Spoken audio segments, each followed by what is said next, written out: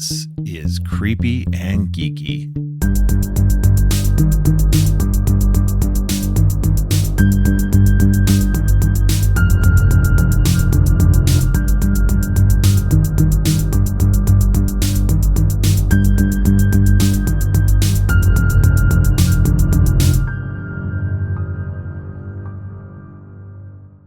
Welcome to Creepy and Geeky. I'm your host, Robert, and on today's episode, I'll be talking to Violet Hammond about the Dark Crystal and Labyrinth for my 80s kindertrauma theories. But first, it's time to talk to Donna about the stuff we got into this last week. How's it going, Donna? Hey, Robert. It is going well. It is Yay! finally October. I'm so Ugh. excited. Yeah, but it is still hot. What You is know, with that? it's not that hot here, and the temperature is supposed to drop this week, so I'm super excited Yeah. for that. No, it is supposed to drop here too. But it's been in the 80s. It hasn't been Yeah. hot, but it's been in the 80s. So it hasn't been pleasant enough, which is what I want. I want my fall hoodie weather. Like, come Baby on. steps, bro. It's coming. No, because it's immediately going to go from summer to cold. And it's like, come on, I want the fall in between. You want the cozy weather I want before the you get to cozy the weather. freezing. Yeah, exactly. But it's been going good. I mean, Yeah, good. it's October, the horror movies are in high gear in the Oh, yeah, house. they are. Everybody's like groaning at me because I'm watching like two or three a day now. But, That's so funny. work's work, life is life. I'm doing okay, keeping my sanity as best as I can. I don't know That's how it good. is with your job, but Oh no, my uh, job is I literally am just on the weekends. This week was actually better for me overall. I was able to get a little bit more sleep. I actually managed to watch some movies this week, oh, so it's actually cool. been pretty good. Like I didn't go out to the movies, unfortunately. That part has still been kind of there's not a lot out that I want to see Right. currently either. That's part of the problem because I don't care about Joker. Don't come at me because I don't care. From what I Um, understand, it's not good. yeah, So that's what you're I, not missing nothing. yeah.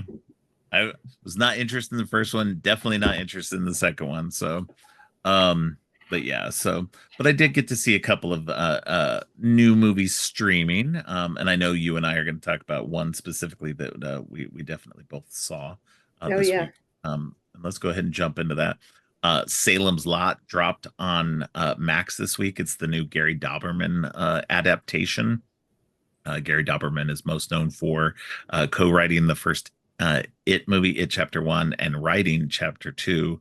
And he also wrote the all of the Annabelle movies and directed the last Annabelle movie.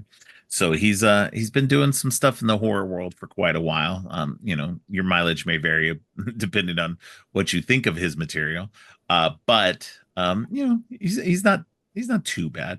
And this adaptation, I feel, and you and I agreed on this quite a bit, and we didn't even talk about it, but I saw your review online. Hmm. Um, but it's a good adaptation. It's not a great adaptation, but it's a good one. Will it ultimately hold up to the original?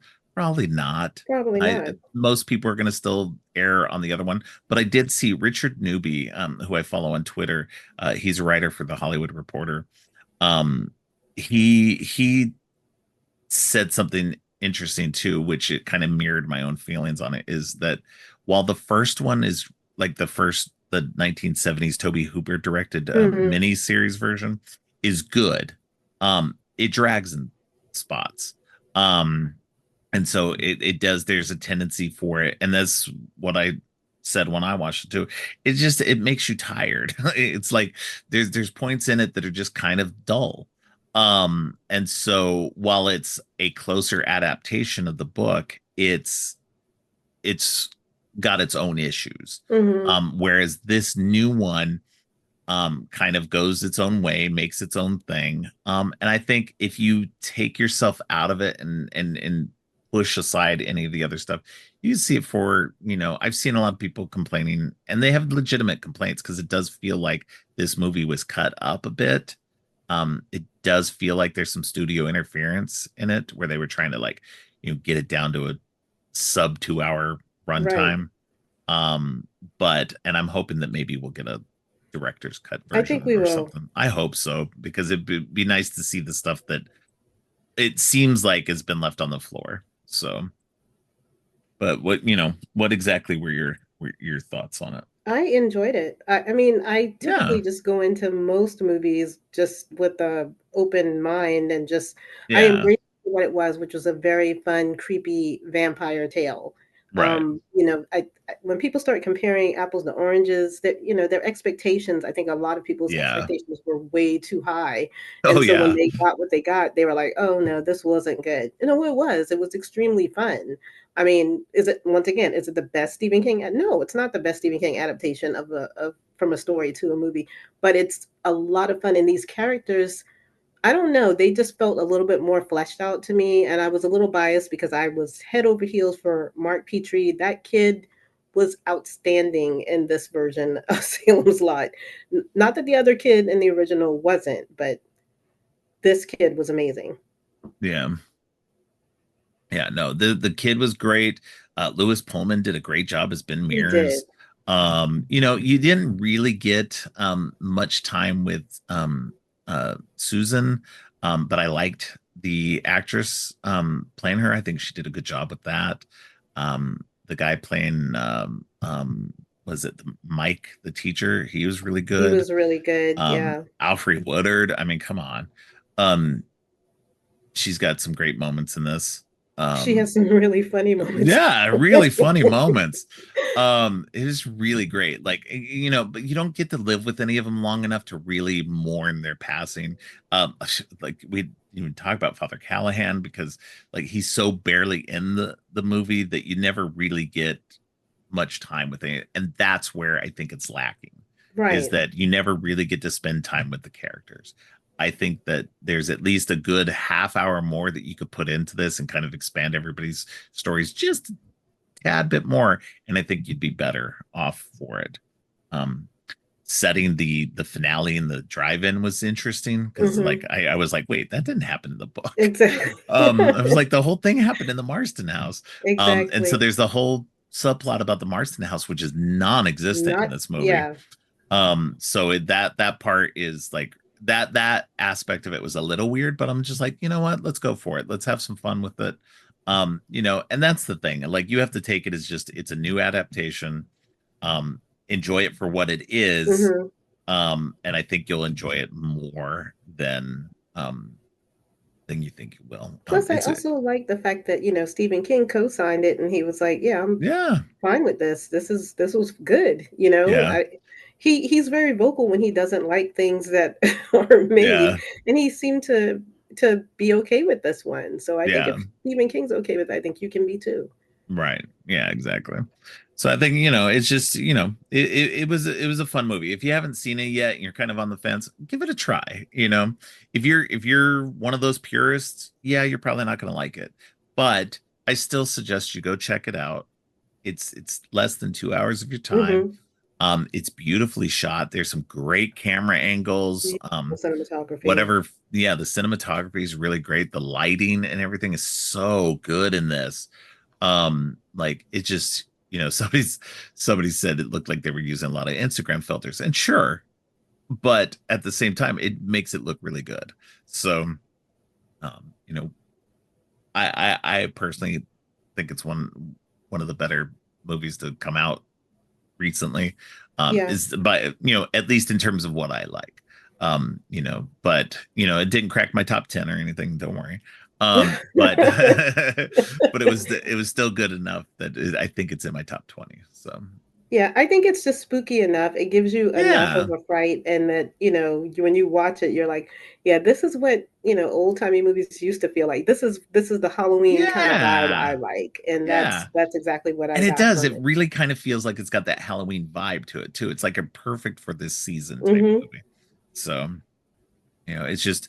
it's just good enough. And I love the glowing crosses. That whole bit was really nice. So yeah, there's The just so much eyes to glowing, the yeah. some of the things they did in this, I was just like, "Oh, that is just Yeah. superb." All of the vampires, spoiler alert, on top of the roofs when they Yeah. I mean, I that's was in just the like, trailer, so it is, but yeah. it's so creepy. The Yeah. fog and that creepy Hmm. kind of hammer fog that you Oh see. yeah. It's like, this is just too good. Yeah. There's But definitely yeah. some hammer moments in this too as Oh, well, so yes. for sure. So Yeah, no, it's really good. We don't want to get into it too much because No, no, no. It's just a that's lot of not what this fun. Just episode's like we about. said, you go in with the open mind and just Yeah, enjoy it as a standalone movie and don't compare. You'll yeah, enjoy it exactly. if you go in there like that way. Absolutely. Yeah. All right. The next movie that I saw was a new one on Shudder, which everybody has been checking out also, which was VHS Beyond. I have not Um, watched it yet. Don't spoil it for me. I'm not going to spoil anything. I don't spoil things. I know. Um, but VHS is a weird series that it's usually only one segment per thing works for me. And it's usually not the segment everybody else talks about or anything. Hmm. So and in this one, I think overall they're actually pretty good. None of them were there's there's usually at least one in every one that's annoying to me, and I'm just like, ugh, and it's usually the one everybody likes. Um but this one worked overall. The one that I was interested in the most is the one written by Mike Flanagan and directed by Kate Siegel. That Right. one's interesting. It's these are all sci-fi tinged. It's more of a sci-fi horror than anything else.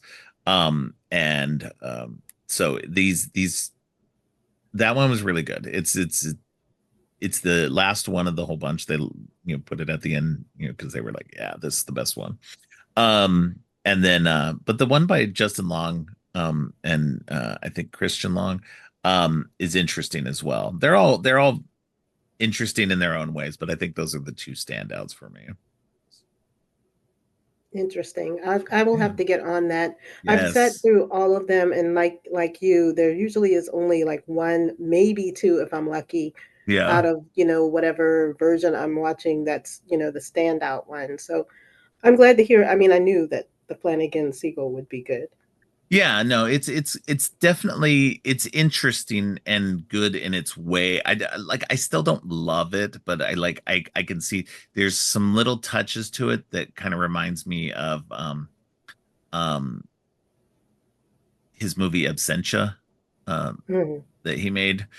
So it's interesting. I'll leave it at that. I don't want to get Yeah, into it too much, but well, I'll definitely check it that's out. all I got to see. I watched a couple of random other things, but I'm not going to get into those this week. It's just smaller, weird movies. But but I want to talk about the new stuff. So, but yeah, these were the new ones that I got to watch this week, and they were good. So, I'm good. what do you got for me this week?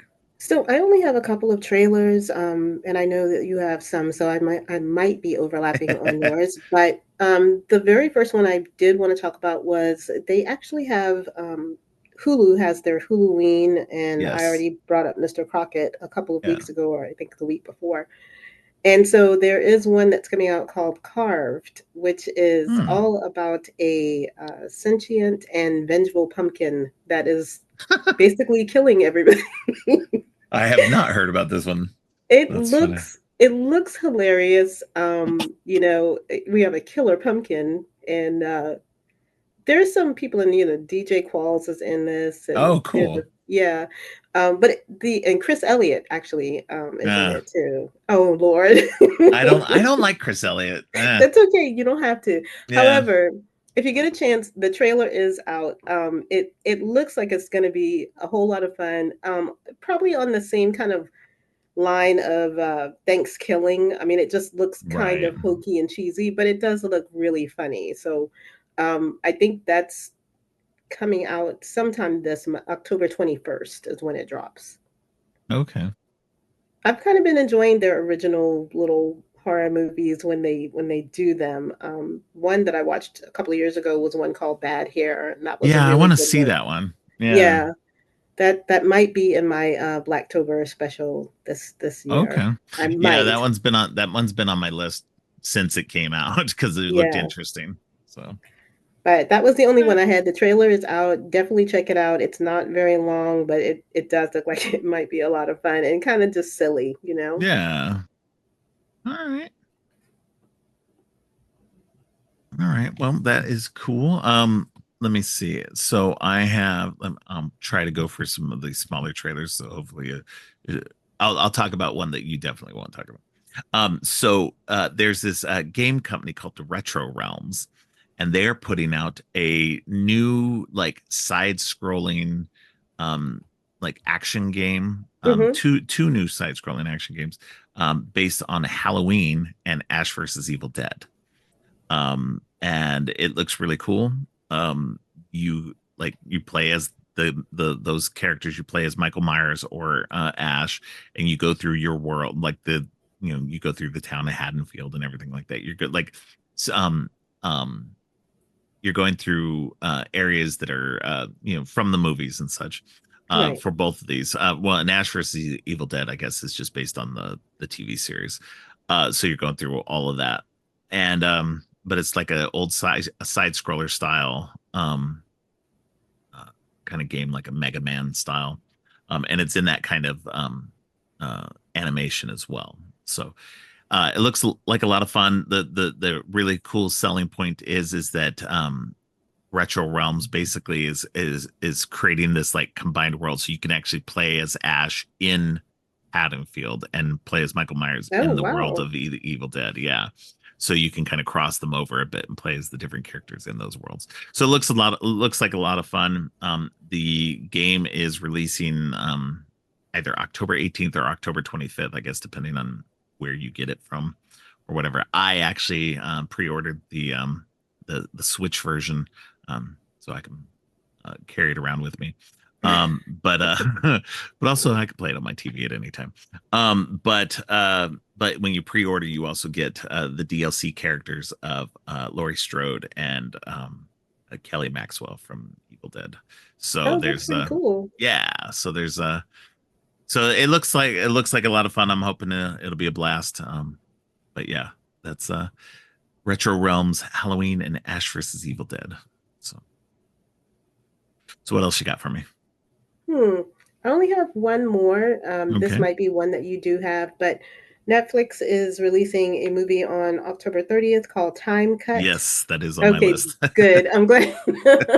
So when I saw this trailer, I immediately thought of Totally killer. Totally Killer because it's Yes, the exact same plot. it's like almost the exact same plot. She goes back to this one, she goes back time cut, she goes back in time to save her sister um from being killed, but it's only going back 20 years to Yeah, 20, 2003. that's old for No, younger it's kids now. definitely old when you think about it.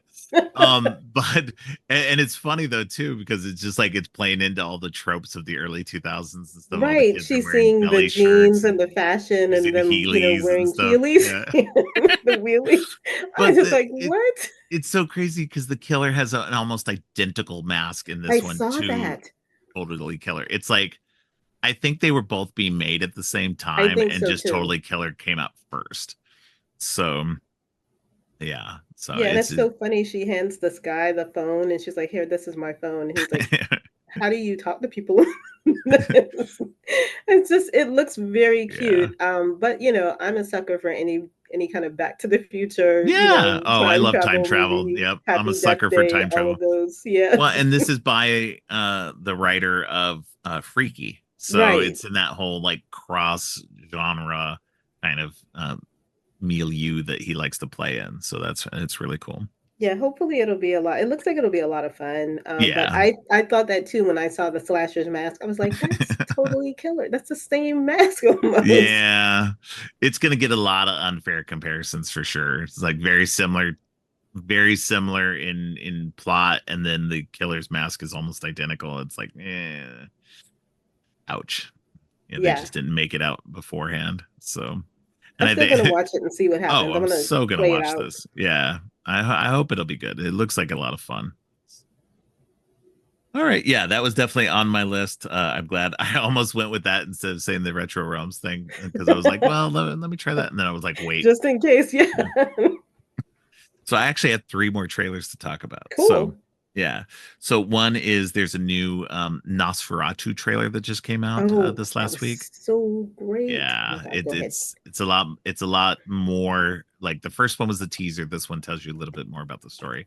Although, I mean, if you're familiar with anything Dracula, it's I mean Nosferatu was always a Dracula ripoff. Mm-hmm. And this is just like, okay, this is Robert Eggers, Bram Stoker's Dracula. Which is fine. 100%. Like I'm down for it. Like it looks good. Uh Willem Dafoe's playing the Van Helsing like character.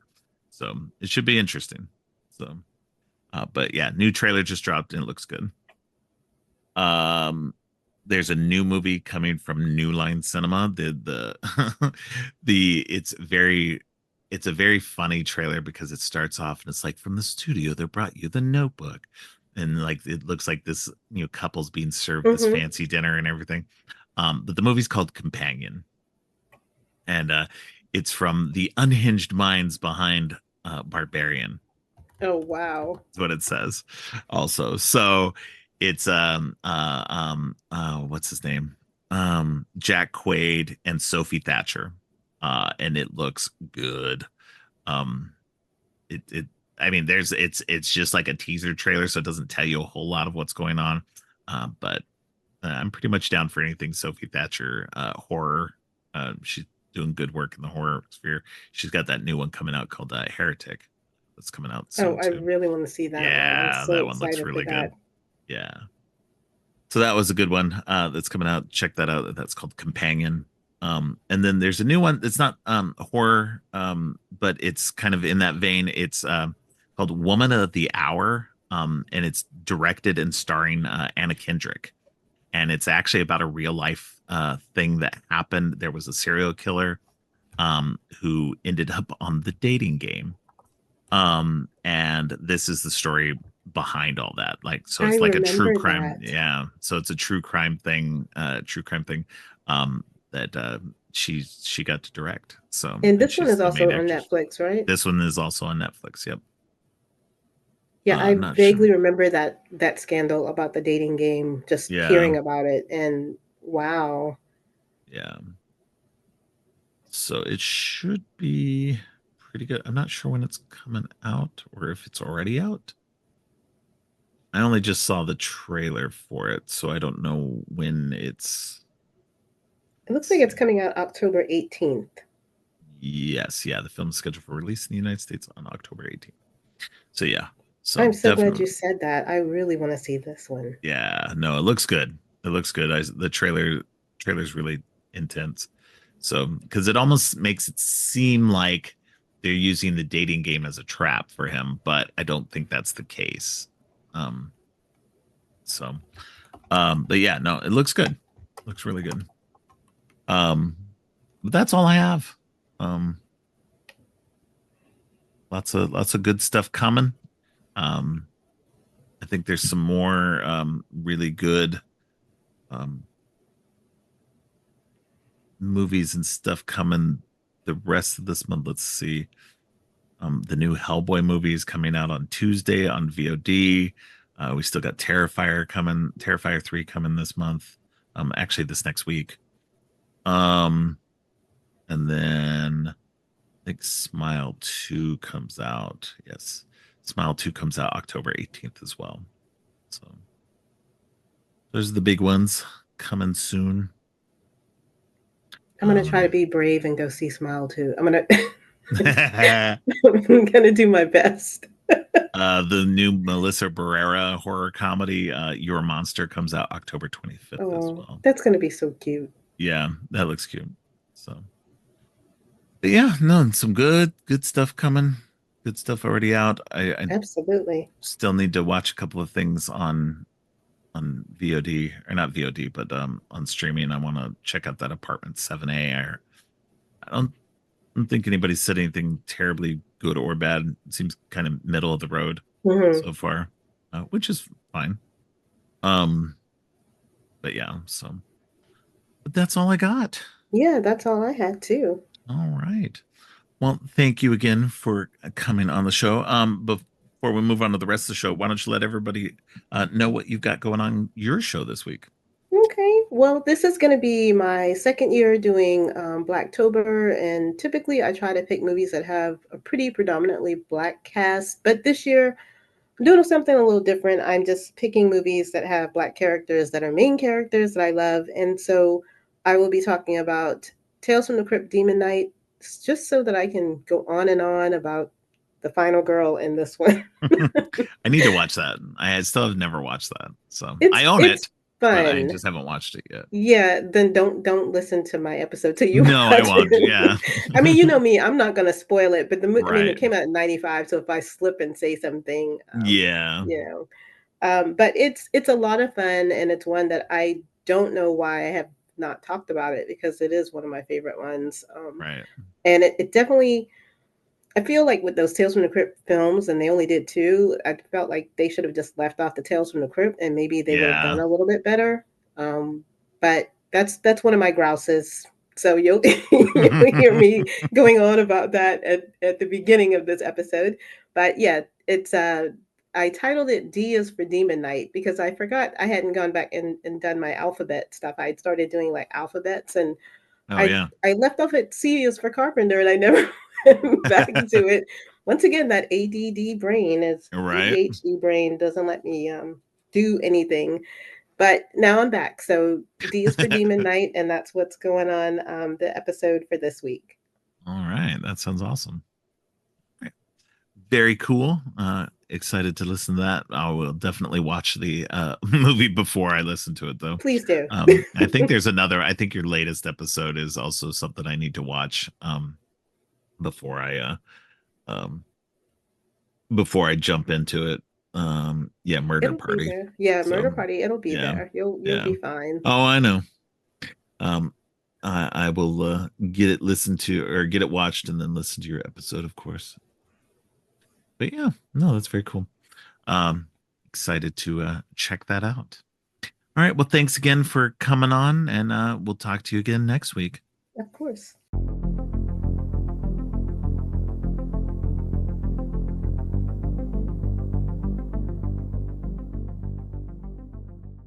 On today's episode, Violet Hammond returns to talk about two Jim Henson classics for my ongoing 80s kindertrauma series, The Dark Crystal and Labyrinth. Violet is the managing director of a theater in New York, and she's also been a guest on several other podcasts, including Frame to Frame, Movieversaries, Den of 10, and more. Welcome back to the show, Violet. Yay. Happy to be Yeah. here as always. Yeah, always great to have you on. We always have a fun time. I'm sure this will be another, multi-hour excursion into films. But today we are talking about like I said, two 80s Jim Henson classics. These are his post Muppets work. Yes. Both very dark in tone, very much moving forward in more kind of a take so I just watched the Jim Henson documentary on Disney Plus. So Yep. that's kind of helping to inform some of what I'm about to say here. But Mm-hmm. it's moving from his more um it's moving into a darker area, more into not even darker, but more, and not even more adult, but just into a more like, for what the Jim Henson Company was doing was a more technically intense work, Yes. in a lot of ways, and he was trying to really move forward with a lot of the stories and stuff like that he wanted to tell. Yeah, He- absolutely. so these are movies that, as children in the 80s, I was very much, I so I'll admit that Dark Crystal has never completely gelled for me. Even now, it doesn't. It's not a bad movie, in any way. I think that it's technically just brilliant what he's doing Yes. in it. But Labyrinth really has always worked well for me. Mhm. But we'll kind of get into why. Of that, which is interesting because Yeah. audiences had the kind of reverse opinion. Yes. Dark Crystal actually was successful with Yeah, it was. audiences. It made money. Labyrinth was not. Labyrinth failed at the box office. Well, in the US, it did Well, well. yeah, in Yeah. the U.S. and then, but immediately as soon as it came out to video and cable, it exceeded.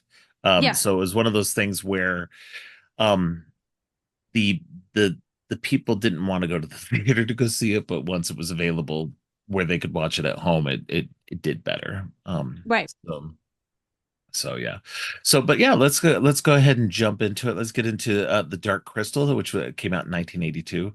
Yep. This was actually co-directed by Jim Henson and longtime Muppet collaborator Frank Oz. Yes. Who everybody will know as the voice of Miss Piggy, Yoda, lots of other voice work and puppetry work. And he's gone on to direct quite a few live action movies as well. So Yep. he's had a very successful career on his own and as part of and as one of the major partners to Jim Henson. Yeah. So, yeah. So this was an interesting work. It came right on the heels of the original Muppet Show ending. Yes. Which I did not realize until I saw this documentary. The documentary, that he ended it because at that after 5 years he was creatively fulfilled with what he'd done on the Muppet Show and was just like, we're done. So he did what he wanted to do. Yeah, he wanted to. It's crazy. Yeah. He was just the kind of artist who wanted to keep moving forward. Like doing the same thing felt stagnant to him, and so he always needed to be creating something else. His brain was always in a million different directions, trying to come up with the next thing, and the work was really important to him. And it's all over every frame of everything he's ever done. Yeah, no, like you can see the love that he gave to every step of the way. And again, this is it's just, if I hadn't seen the documentary literally today, right before we were talking about, I'm glad I watched it, because it really does help. Too. Yeah, it really does help inform a lot of what we're going to get into. Exactly. Because it's interesting to have seen him go through all this process, the successes that he did go through, the long, because he never really had, I wouldn't say he really ever had any failures. Everything was a next step to the next thing. And so even when they struggled, because they did struggle to get the Muppet Show made, but once it was made, it was wildly successful. It was a huge hit. Hit. Like, people cannot understand. I mean, you all, anybody who didn't grow up at that time, you guys know the Muppets now because you've seen the videos and the movies and stuff like that.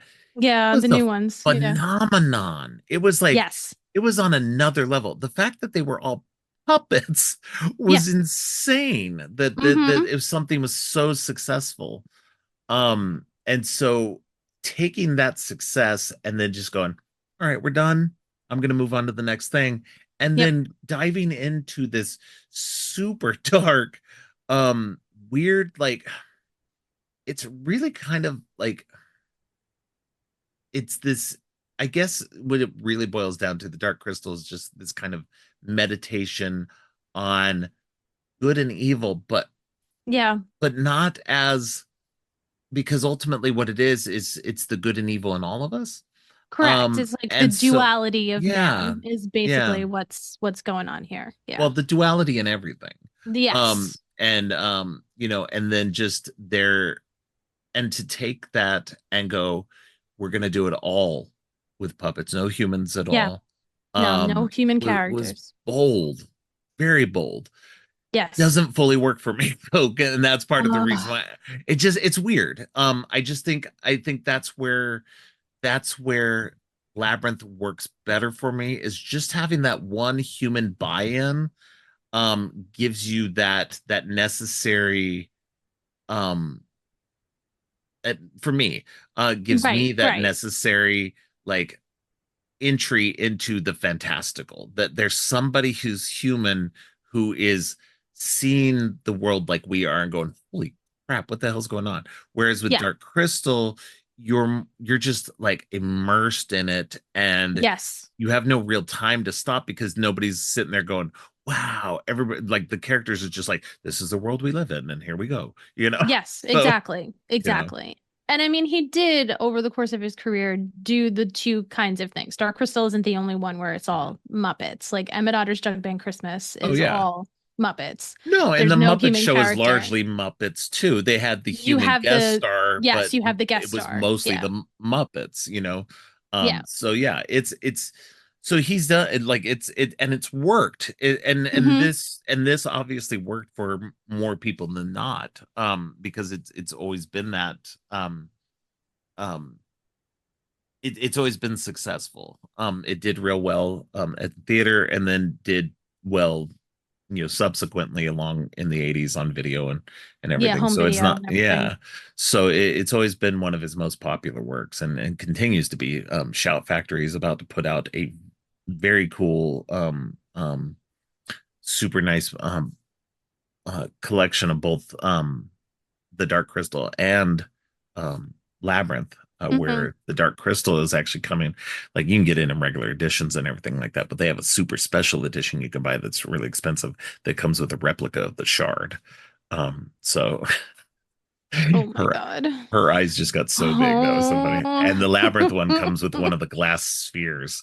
So Why are you spending my money? I God. will send you links. Yeah. So yeah. I see, but in a weird way, and looking through, like watching these again and again, like Hmm. this is like you and I have talked about this, that whole podcaster meme of what can you talk about with no Yeah. preparation? Like Jim Henson in general, and probably Yeah. these two movies in particular, something I could talk about for hours with absolutely no preparation. But in doing the research for this, I thought it's kind of odd that Labyrinth didn't do as well in the Right? movie theaters because it is so much more accessible. Like he took the notes of what people did not like about Dark Crystal and kind of fixed it. Yeah. I don't think Dark Crystal is No, no, broken. no, no, I no. love Dark Crystal, but he took the notes from that and changed it for Labyrinth. But I wonder if maybe since they're only 4 years apart, people were just a little burned from the Dark Crystal experience and didn't want to give it a try in the movie theater. I mean, I'm not going to sit here and psychoanalyze a Yeah, box it's office it's audience really, from the yeah. 80s, but it just does seem kind of strange to me, especially with a huge, we'll obviously get into Labyrinth, but with like a huge Right. marquee star, like a rock star Yeah. Yeah. in it. It's It does seem weird to me. it's interesting. I would think that maybe there's a rejection of fantasy, maybe at that point. There'd been a Yeah. lot of fantasy things, Hmm. in the early 80s, and so by the mid 80s, there Yeah. may have been just a, like, dude, enough, We've had it. and so, Yeah. yeah. And plus you've got, by that point in the 80s too, we'd been seeing a lot of Jim Henson work, Mhm. like puppetry work, because he was mega popular. Like, everything It was like was. really. And Yeah. so I think there may have been just some weird, and again, it was just at the box office. As soon as it came to cable and video, Oh, it it fucking went crazy. annihilated. Yeah. Yeah. Um, Absolutely. so it's a weird thing to kind of juxtapose them together, because they do feel like two sides of the same piece in a lot of ways. Although Dark Crystal feels more meditative and philosophical, Yes. more of it feels more of a personal piece, about his own, Mhm. like, the way he sees the world in a lot of ways. Yeah. Um, and whereas, like, Labyrinth is just a straight up fantasy adventure. Um, Correct. I would agree um, with that. Dark Crystal is darker. and It's again, a and much again, darker piece. right. And again, Yeah. why didn't Labyrinth succeed where, you know, Dark Crystal did? And again, Yes. 82 is when Dark Crystal came out. And Mm-hmm. so you have to, like, it's a darker time. Yeah. So, the 80s hadn't kind of lightened up yet. And so, we're just coming out of the 70s, and, Mm-hmm. things were kind of, Vietnam was still kind of lingering there. So I think there's still a lot of anxiety and unease and stuff. And so that's maybe why Dark Crystal works, well. And, putting aside Labyrinth and everything for now, just Dark Crystal, it's interesting. It's really interesting. I think the world is interesting. It's Yes.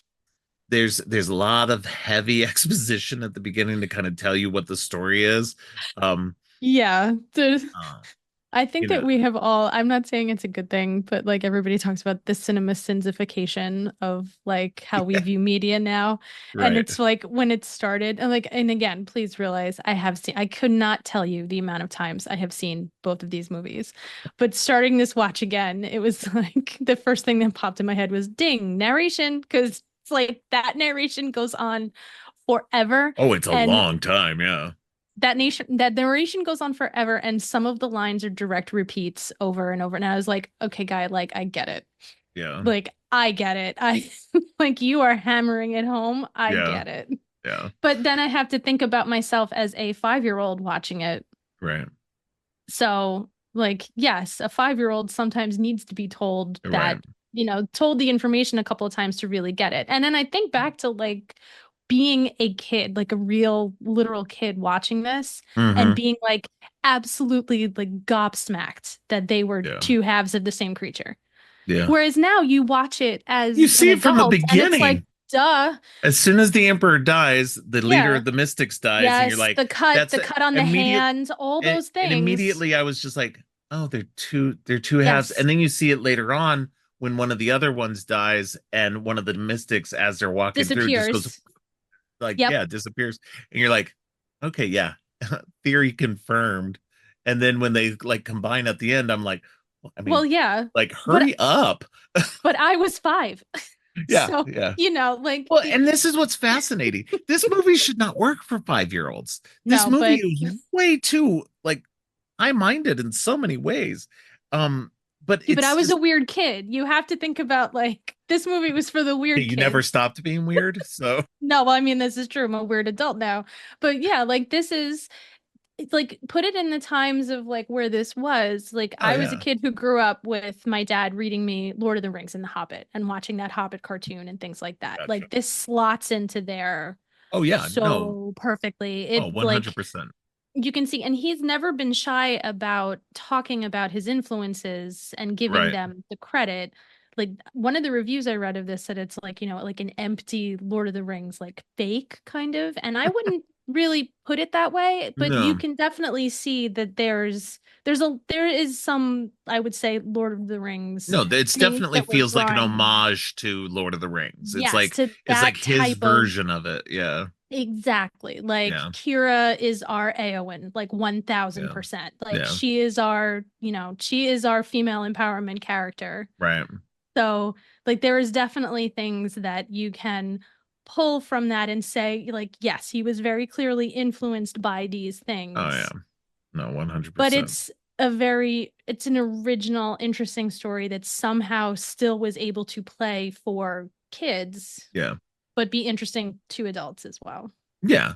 No, and I think that's visually it's going to appeal to children, and again, coming right off of the Muppets and everything like that, everybody's going to be taking their kids to go see this. Yeah. It's definitely one of those things where for me, so it's been a good long while since I've seen this movie. Like I said before, the Dark Crystal never fully connected with me. And I think that's by and large because I've never been a big super into fantasy side of things. Never been a Lord of the Rings person. Never really gotten into that kind of side of that kind of stuff. But so I think that's why it never fully worked for me and why I go long stretches without watching it. And so, but like just the technical mastery, and then having watched the Jim Henson documentary, and I'd love to see like some more behind the scenes making of it, of this movie specifically, because just watching how they it was because he wanted to do something different, and and he'd been doing the Muppets, and everything up until that point was very, very like he was innovating every time, but it was very samey. Kermit evolved, but he was still Kermit from conception to the 80s, and even to now, which is great. You don't want to evolve Kermit and make him too realistic and stuff like that. But you've got what he did was he ended up meeting this man named Brian Froud. Yep. And that his artistry is what gave Henson the inspiration to Yes. create the Dark Crystal, and then moving forward into into Labyrinth and everything else. And so all of that, it's fascinating to see just like that leap in what the Henson Company became too. Like, Right. because when you look back at it, you've got the Muppets, you've got Sesame Street, but then you have that leap of what they changed to become in terms of um the Dark Crystal and Labyrinth and stuff that comes later on. Yeah. It's fascinating. And I love that, he took that inspiration from Brian Froud's work and evolved it into his own. Yes. And I love how hands-on he was with both projects. Like, you can definitely see that they were collaborators. I mean, to the point that his son is Toby. Yeah, his son is Toby from Labyrinth. Yeah. And his son now works with puppetry and everything as well. So yes. I mean, it's such an amazing art to pass down from parent to child, as you could see in that documentary, how all of the kids are involved in it. And Brian is just amazing. Like, he's still doing it and carrying that spark.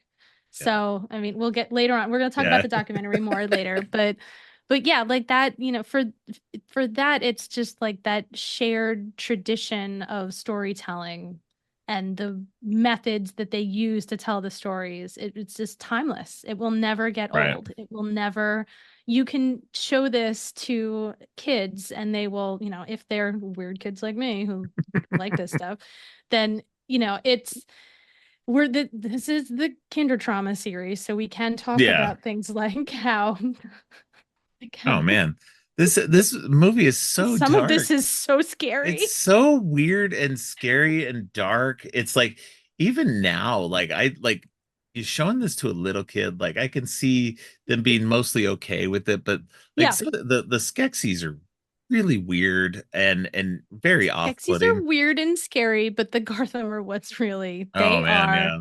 That is, and I mean, like, multiple times in this, they're crashing through windows, setting things on fire, kidnapping. Like, it's not great.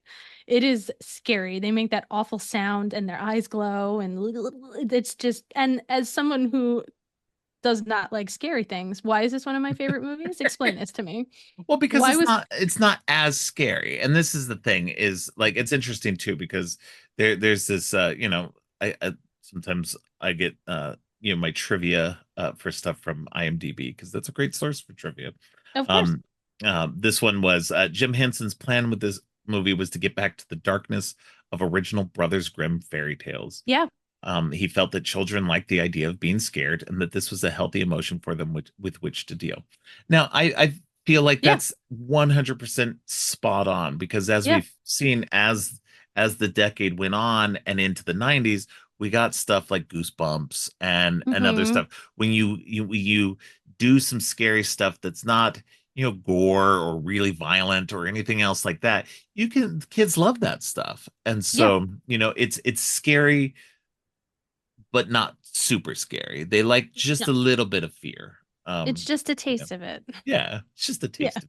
Just a little taste of being scary. Yeah. But it is. And it has that, as dark as it is, it also has those moments of humor. Aughra's hysterical. Oh, yeah. Yeah. Aughra is an amazing hysterical character. And even though it's not Frank Oz's voice, you can tell that Aughra is puppeteered by Frank Oz.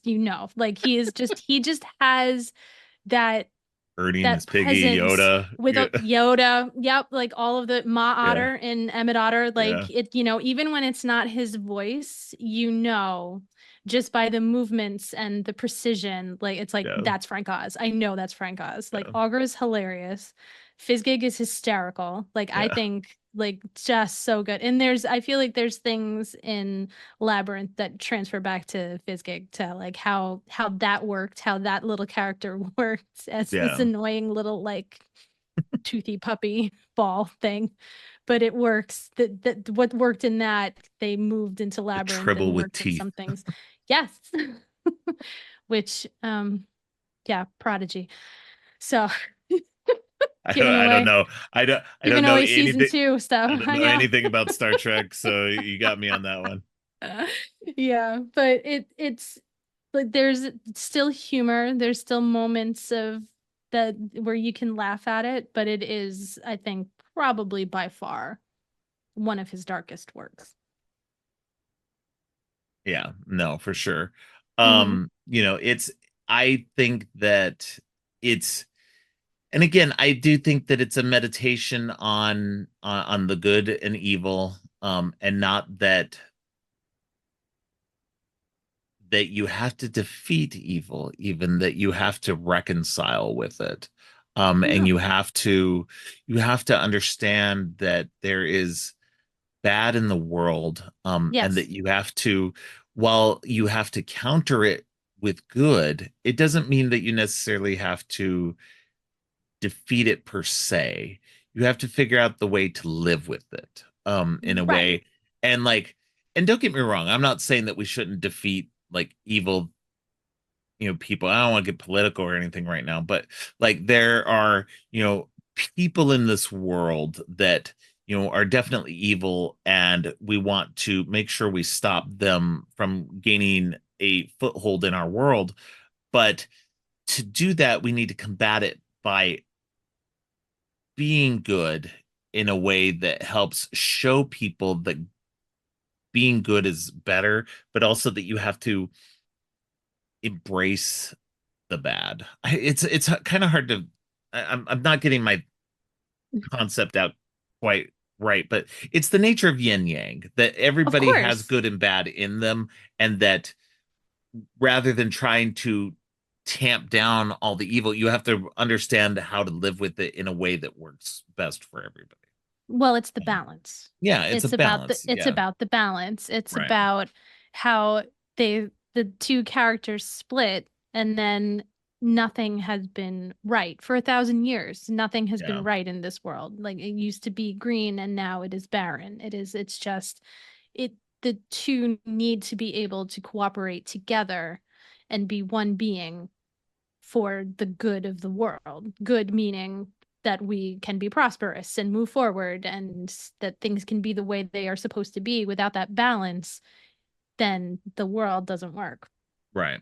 Yeah, yeah, and I think that's, it's interesting too, because as you find out in the documentary, we're gonna Yes, I know. pepper it. We have to pepper in stuff from the documentary, unfortunately, without talking fully about it. But there's this moment in the documentary that talks about Henson's worldview, and he wasn't a religious person at all. His mother was Yeah. a Christian Scientist, but he wasn't. He had kind of studied Buddhism and transcendental Mm-hmm. meditation and stuff, and so he was more about being harmonious with Yes, everything, and you can see it in his work, you can. how much he cared about humanity and about just putting good in the world.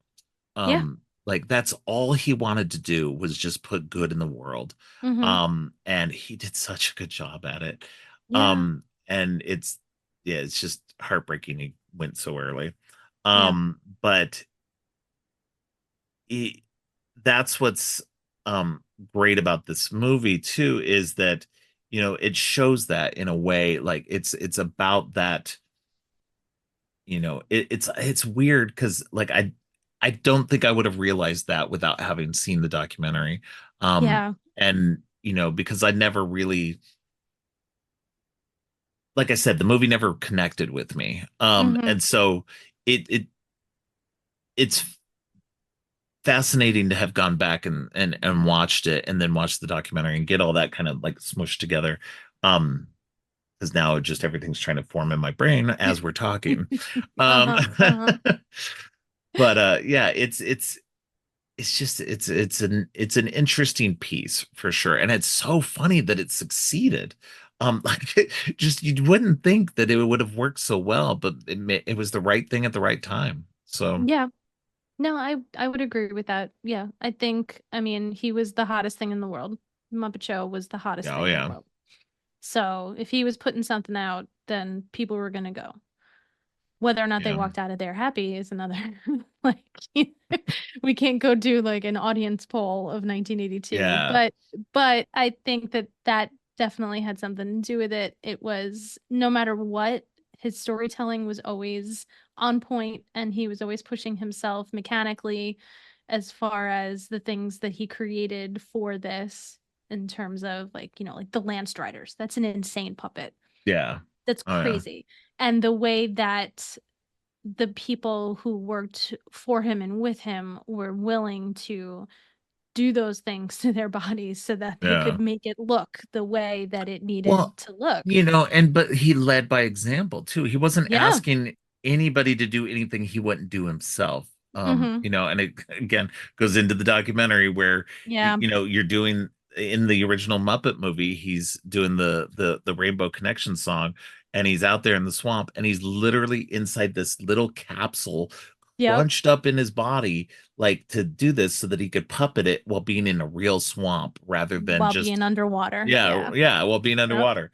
And like they said in the documentary, like it took him 20 minutes to kind of unfold himself from that capsule Yeah. because he was just so because the dude was a tall, lanky guy. He was. Um, Yeah. and so, he just, he wouldn't have asked anybody to do anything he wouldn't do himself. And so I think Exactly.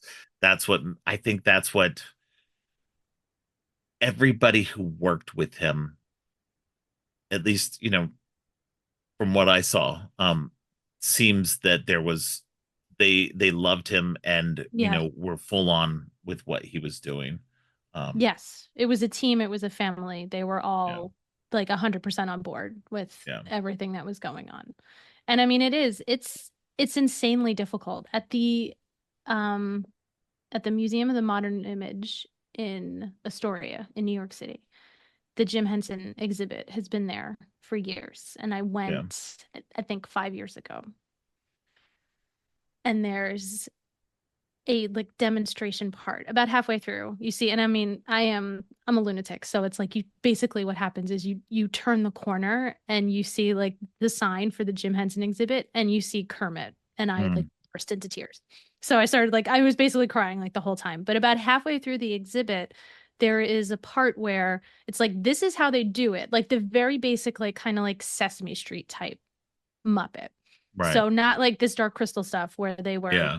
all over the place, but the very basic Sesame Street style Muppet. It would be like, and you can try it. So you put it on your hand, you have the stick, and it's like, put your hand up and they have the monitors. And it's like if you want to go that way, you have to go the opposite way. Like it shows you like how to do it so that you can watch the monitors just like they did and you can try, and it is not easy. It is incredibly difficult. Yeah. And to think about doing that, holding your hands above your head for hours every day, Oh my doing gosh. everything backwards, Yeah. because if you want, and it's insane to Hmm. think about the precision and the discipline for this art form. Yeah. And he was there every step of the way. He thought it up, he sketched it out, he built it, he operated it and performed it, and the people who were with him 100% every Yeah. step of the way. Yeah. And it I was mean, not easy. It's no. incredibly difficult. Yeah. No, I can't imagine having to hold your hand up like that to, puppet um these characters Hmm. for as long as they did. I'm sure they, were able to pull it down quite often and everything like that. But just even for the few minutes that, I mean, I can't imagine putting my hand up and, Yep. working the mouth as much as they did. And it's Yeah. just, and they still do it to this day. I mean, Yeah. there's, the people who are still working on Sesame Street are still doing it. And, and anytime they do anything Muppets related, which has been unfortunately lesser and lesser as the years have gone by, um, It'll hit it's again. I am It goes in yeah, cycles. I really hope so. I mean, I really enjoyed that last show they did. I think it was Oh, on ABC, The I, Muppets, no, where I they were. whichever one was the talk show. Was that the Muppets? The Where Muppets, like I it think, was was Miss like where they Piggy? did it. It was like it was kind of like a Office Parks and Rec style where they were talking to the cameras. That one. Okay. There was the That was what? on for like a season. Yeah, I think I like that one. There was the one where it was like it was all the behind the scenes of Miss Piggy's talk show. Um, I And like that one. That was funny. anything Miss Piggy makes me happy. So I love her. Yeah. Um, Icon. but yeah, it's the Dark Crystal is interesting. Hmm. It's a good movie. It's really dark. It's let me look at this because we're just kind of all over the place. Um, We are, but it's okay. yeah, I it's don't kind think of hard to anybody's. talk about no, and it's hard to I'm talk like, about no one's anything gonna listen without. to this waiting for us to give like the plot summary. Like, it's No, no, no, okay. no, Like no. Yeah, you probably like if you're listening to this, hopefully you've watched the movie and you understand. hopefully you have watched it. Yeah, You know that yeah, if it looks like Gelfling and it smells like Gelfling, then maybe you are Gelfling. yeah. So, and I've And heard it's interesting also, too. only Go girls ahead. have wings. These are important. Yeah, that's so weird. Interesting. These are important things Um, to know. well, and I have not seen, unfortunately, I did not see the Dark Crystal TV series that was on Disney Plus and now has been erased from existence. Ugh, it was Um, really good. yeah, It no, was good. my Yeah. son watched it and he said it was fantastic. I'm sure I can probably find some kind of You can bootleg version of it. you can find it. Yeah. Yeah, But it was really good. but yeah, that's what I've heard is that it was really good. And from what I heard also is that it really, um, filled in a lot of like the story. It made the original movie that much better. And I Yes. like that too when something a later Hmm. work can help flesh out something that maybe works for people, but maybe for other people didn't really work as well. I'm Well, thinking of what is it? Um, there was something else that recently did that too for me. Oh, Candyman, the Candyman oh yeah, movies. yeah, yeah. The original Candyman movie is great, but I never really fully connected with it, and it was just kind of like, okay, it's good. I appreciate what it's doing, but when the new Candyman came out, it was such an interesting. Um, it did so many things that were interesting in terms of reconnecting to that first one and really kind of fleshing out the mythos with it, that it really made it that much better, and it makes it where if I'm watching one, I have to watch them both now, Right. so that I get the full story. And I feel like that's the same with the Star Wars prequel series as well, that I've unfortunately they don't fully work for me. Me either. And our It is generation what it it doesn't is. work Yeah. as well. My No. son, he loves the prequels. He grew up on the Yes. prequels, so that's great. Now, having gone back and then watched the Clone Wars TV show, the cartoon Yeah. show, that helps fill in a lot of stuff and actually makes some of the characters more interesting in ways, helps you give um flesh out the characters in a lot of way, Hmm. and it feels like specifically like Anakin Yeah. is a terrible character in the movies, not in terms of, oh, that he turns bad or anything like that. We all know that's going to happen. Right. The performances, I think um both of the actors playing Anakin do the best they can. George Lucas is not always the best writer, so Yeah. Tell me something I yeah, don't know. yeah, so so I think that when the Clone Wars came on and they were able to kind of give a lot more depth to his storyline Hmm. during those years and everything like that, it really kind of helped um with me especially kind of not necessarily connect, but um enjoy the character more. Because I Yes. just, with the movies and everything like that, I was just like, well, I don't really care. And so It's like, great, he turns into Darth Vader. I like Darth Vader more. Let's just keep Darth Vader. Yeah. And so when you watch the Clone Wars TV show, it makes it better. No, it does. It It does. deepens the love story between him and Amidala and just so many other things that like you just don't feel in the movie. And so it's just, I feel like that's what people were saying with Dark Crystal is with the TV Yes. show Age of Resistance, that it helped kind of fill in um that information and kind of fleshed out the world and the stories and stuff like that. Because this movie does have, like, it's got some high-minded ideas and it's got some world building and stuff like that, but it's kind of very thin at times and just kind of, it's more fantastical, and that's fine. It works. But it's like, even though there's a lot of exposition in the beginning, I kind of just want to know more. Well, yes. I want to see more. I don't even necessarily want to be told more, because you don't have to overdo the exposition. Yeah, show me. Yeah. Show me more. Yes. Now, don't get me wrong. I like exposition sometimes. Like detective stories, I like that a little bit more, where there's like a nice, fun narration and stuff like that. I'm one of those people who likes the original Blade Runner with all the narration. So I'm one of the few. Even if it is terrible. But it's not easy. It's when things like that work, when like the Dark Crystal TV series worked and the Candyman movies that worked for you.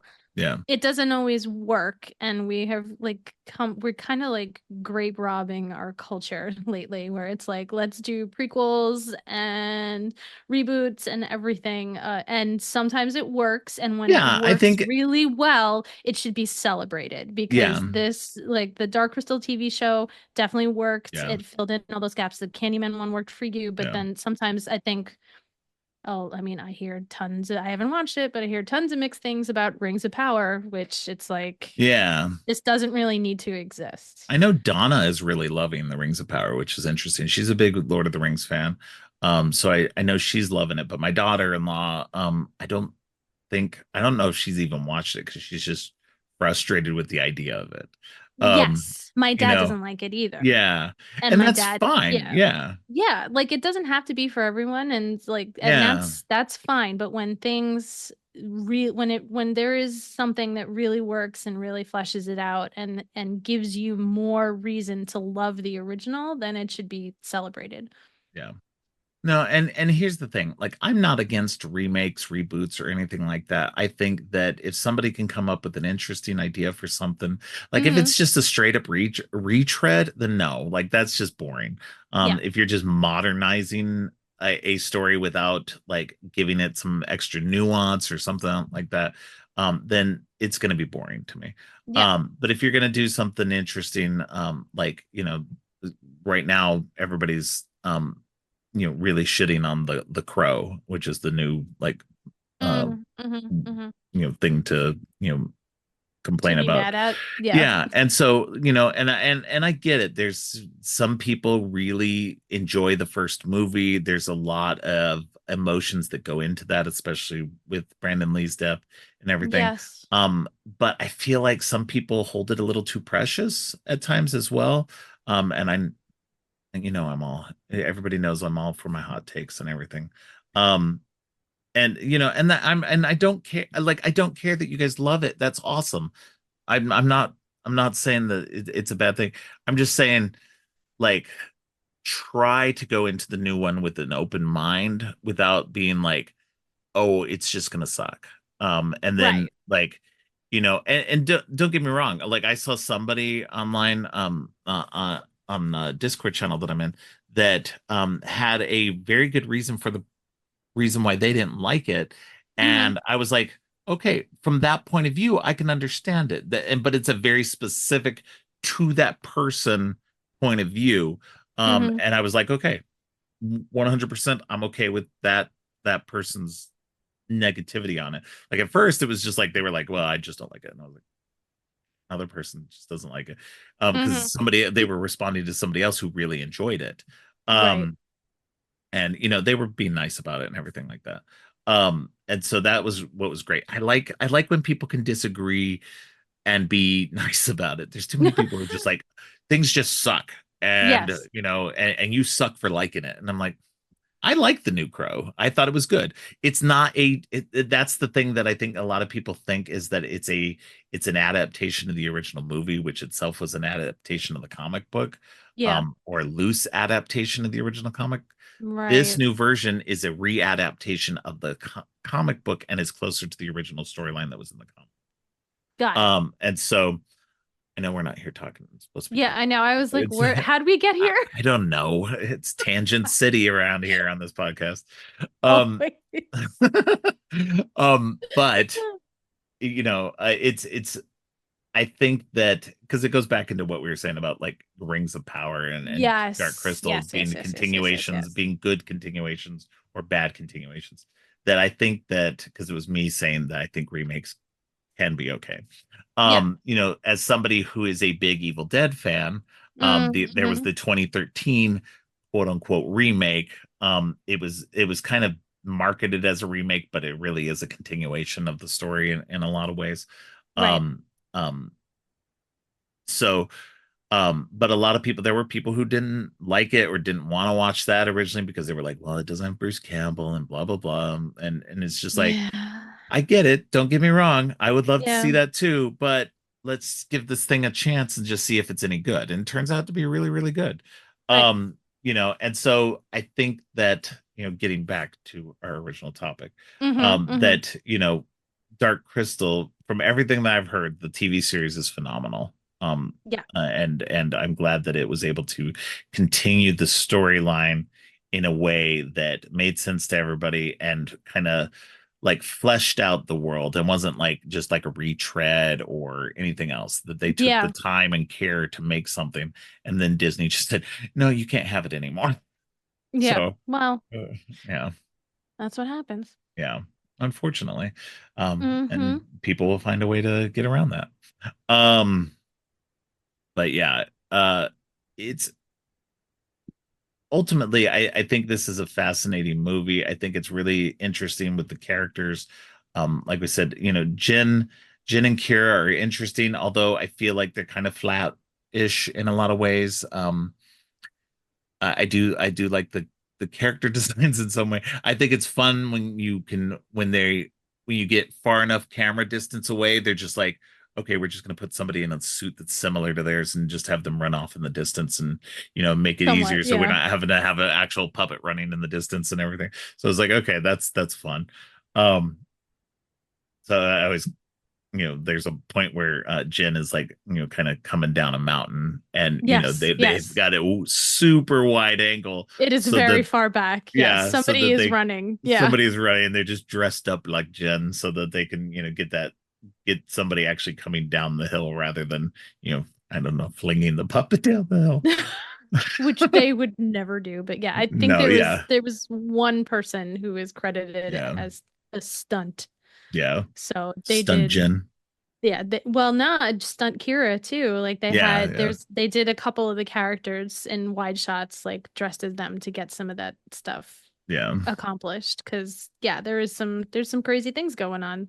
yeah. So yeah, Yeah, it's a good movie. It's the character designs, like you said, the Gartham, the Skeksis, yeah, terrifying. Agra, like everything is terrifying in this movie. Like even the most simple creature, even the podlings are terrifying in their own ways. They're cute, but they're still kind They're of so terrifying. well, yeah, they're a little creepy. Yeah, They're a little creepy, especially when their essence has been stolen and they're yeah, kind of yeah, wandering around all hollow-eyed. Yes, yeah, like that stuff is it's crazy. yeah. Uh, I have I will send you when we get off of here, but I have pictures. Lord Chamberlain is at the Museum of Moving Image. Oh, okay, that's cool. It comes up to about here on me. That's Like funny. it is to like just under my neck. I'm 5'5". This thing is, Yeah, I would say it's a 5 foot, like the Skeksis were about 5 foot tall puppets. yeah, They're and huge yeah, and yeah. terrifying. Yeah, it's Yeah. crazy. Yeah. It, So it's no, the design work, like it was leaps and bounds. Like I said earlier, the design work that the Henson company did with this movie was on another level to things that they had ever done before. yes. And it informed a lot of work going forward, not just for them, but puppetry and animatronics in general going forward in Yes, the 80s. absolutely. So it's interesting to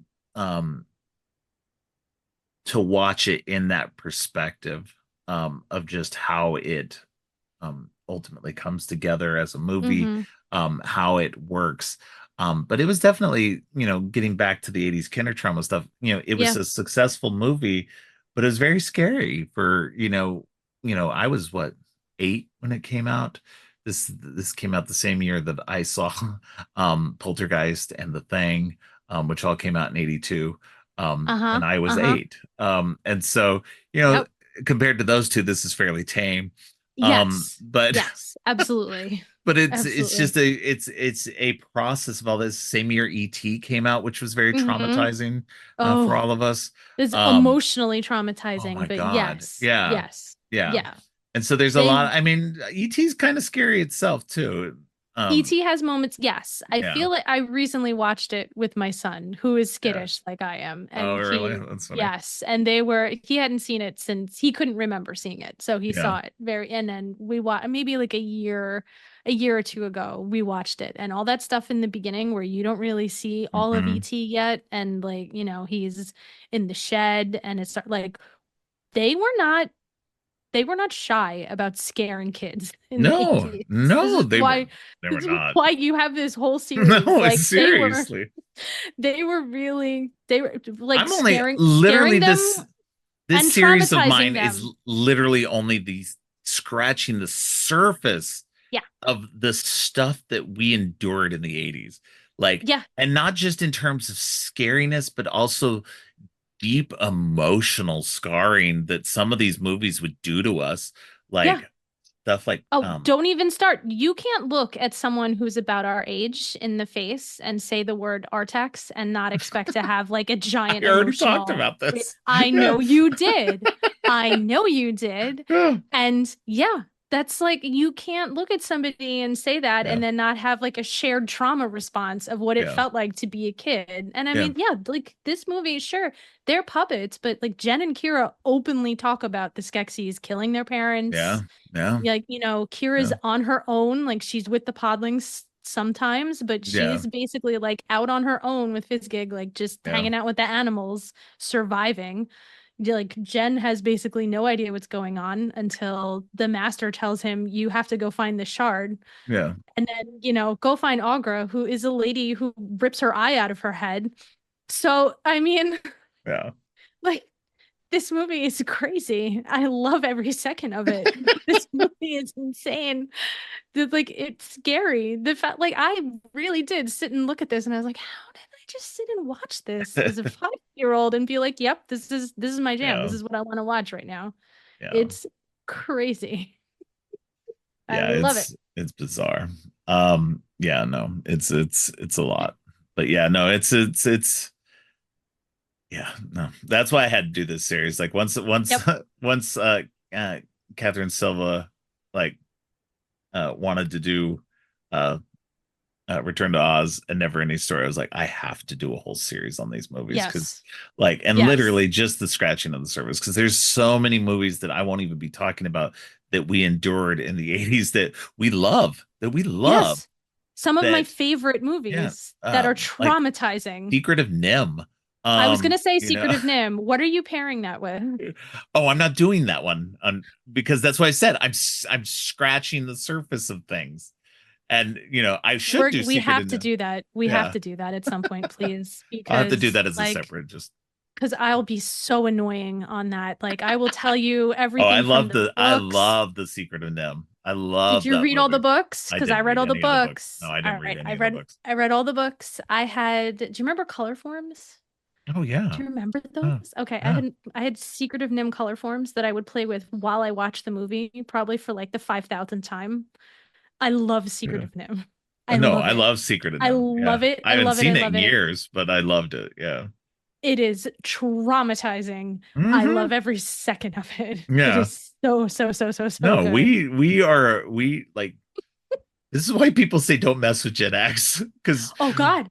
we were We're traumatized young and we enjoyed it. Yes, so we were like, give us some more. Yeah.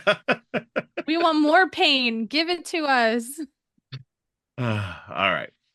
All right, let's go ahead and move on to Labyrinth now. Let's do it. When I'm ready. you look at Labyrinth in comparison, Labyrinth is not nearly as scary. No. It's more fantastical.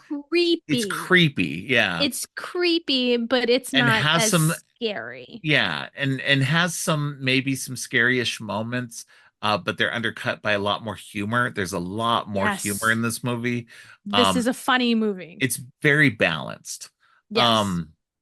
And I think, again, like you said, he took what people had said about the Dark Crystal being too dark, maybe too esoteric, too philosophical, and made his own Wizard of Oz. That's what this is. This is 100%. This is his Wizard of Oz. It's same thing. A girl goes to a fantastical world, has 3 friends. Yeah. Meets 3 friends. Yeah, meets fantastical creatures, which, hey, guess what? Just happened to be in her bedroom the whole time. Yeah, which you have to go on a journey. We're going on a journey. Right.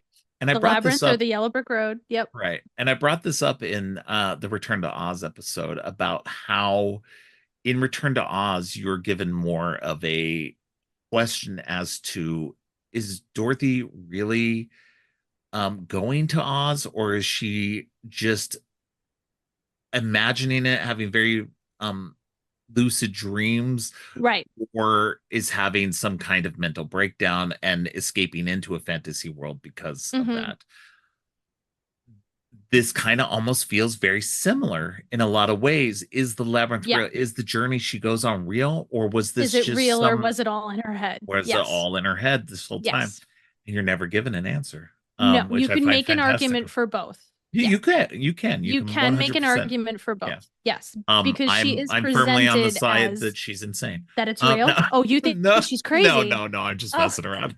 I'm like, no, because like you have to. So now this is 87. Okay. Oh no, it's 86. 86. Right, so I'm 9. 86. So I'm 9. So the thing is, 12.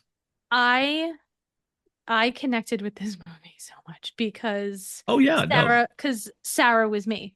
Like, think about Jennifer Connelly was only 14 at the time. She was 14. This movie was made. So, what a performance! Oh my God, 14 years old. God, I love her so much. Her performance. Here's my thing: adults in the 80s. There are some adults in the 80s who couldn't act as well as she did. Yes. And don't get me wrong. It's not. She's not doing like Shakespeare level acting or anything like that. But for what she's involved with, one, playing off of mostly puppets. Correct. And then the odd occasion where she has to share the screen with David Bowie. Ziggy Stardust, a man who is so amorphous that he's many characters. We are screaming about David Bowie. I know. Fucking David Bowie. I can hear it. We're really loud, but yes, no, she. Sorry, audience. We're talking about David Bowie. Oh my God! But she's holding her own against David Bowie. 1000%. David Bowie at like the height. Well, yes. I wouldn't say at the height, because I would say 70s David Bowie's at the height. But like, he's still David Bowie at this point. God, his star hasn't fallen. Like, his star never fell, don't get me wrong. No. Oh my God, but no. I would say that, and the fabric of the universe started to unravel once we lost him. Like, if you've seen that meme, right? Where there's a whole meme where it was like everything was going along okay, and then like he passed away and everything has just gone to shit since then. He was holding the fabric of the universe together. Wow. And then we lost him, and then everything's been terrible since then. That's so funny. It's a meme, but I mean, I believe it. Yeah, no, he is unbelievable in this. He has absolute perfect. He's perfect. Yeah.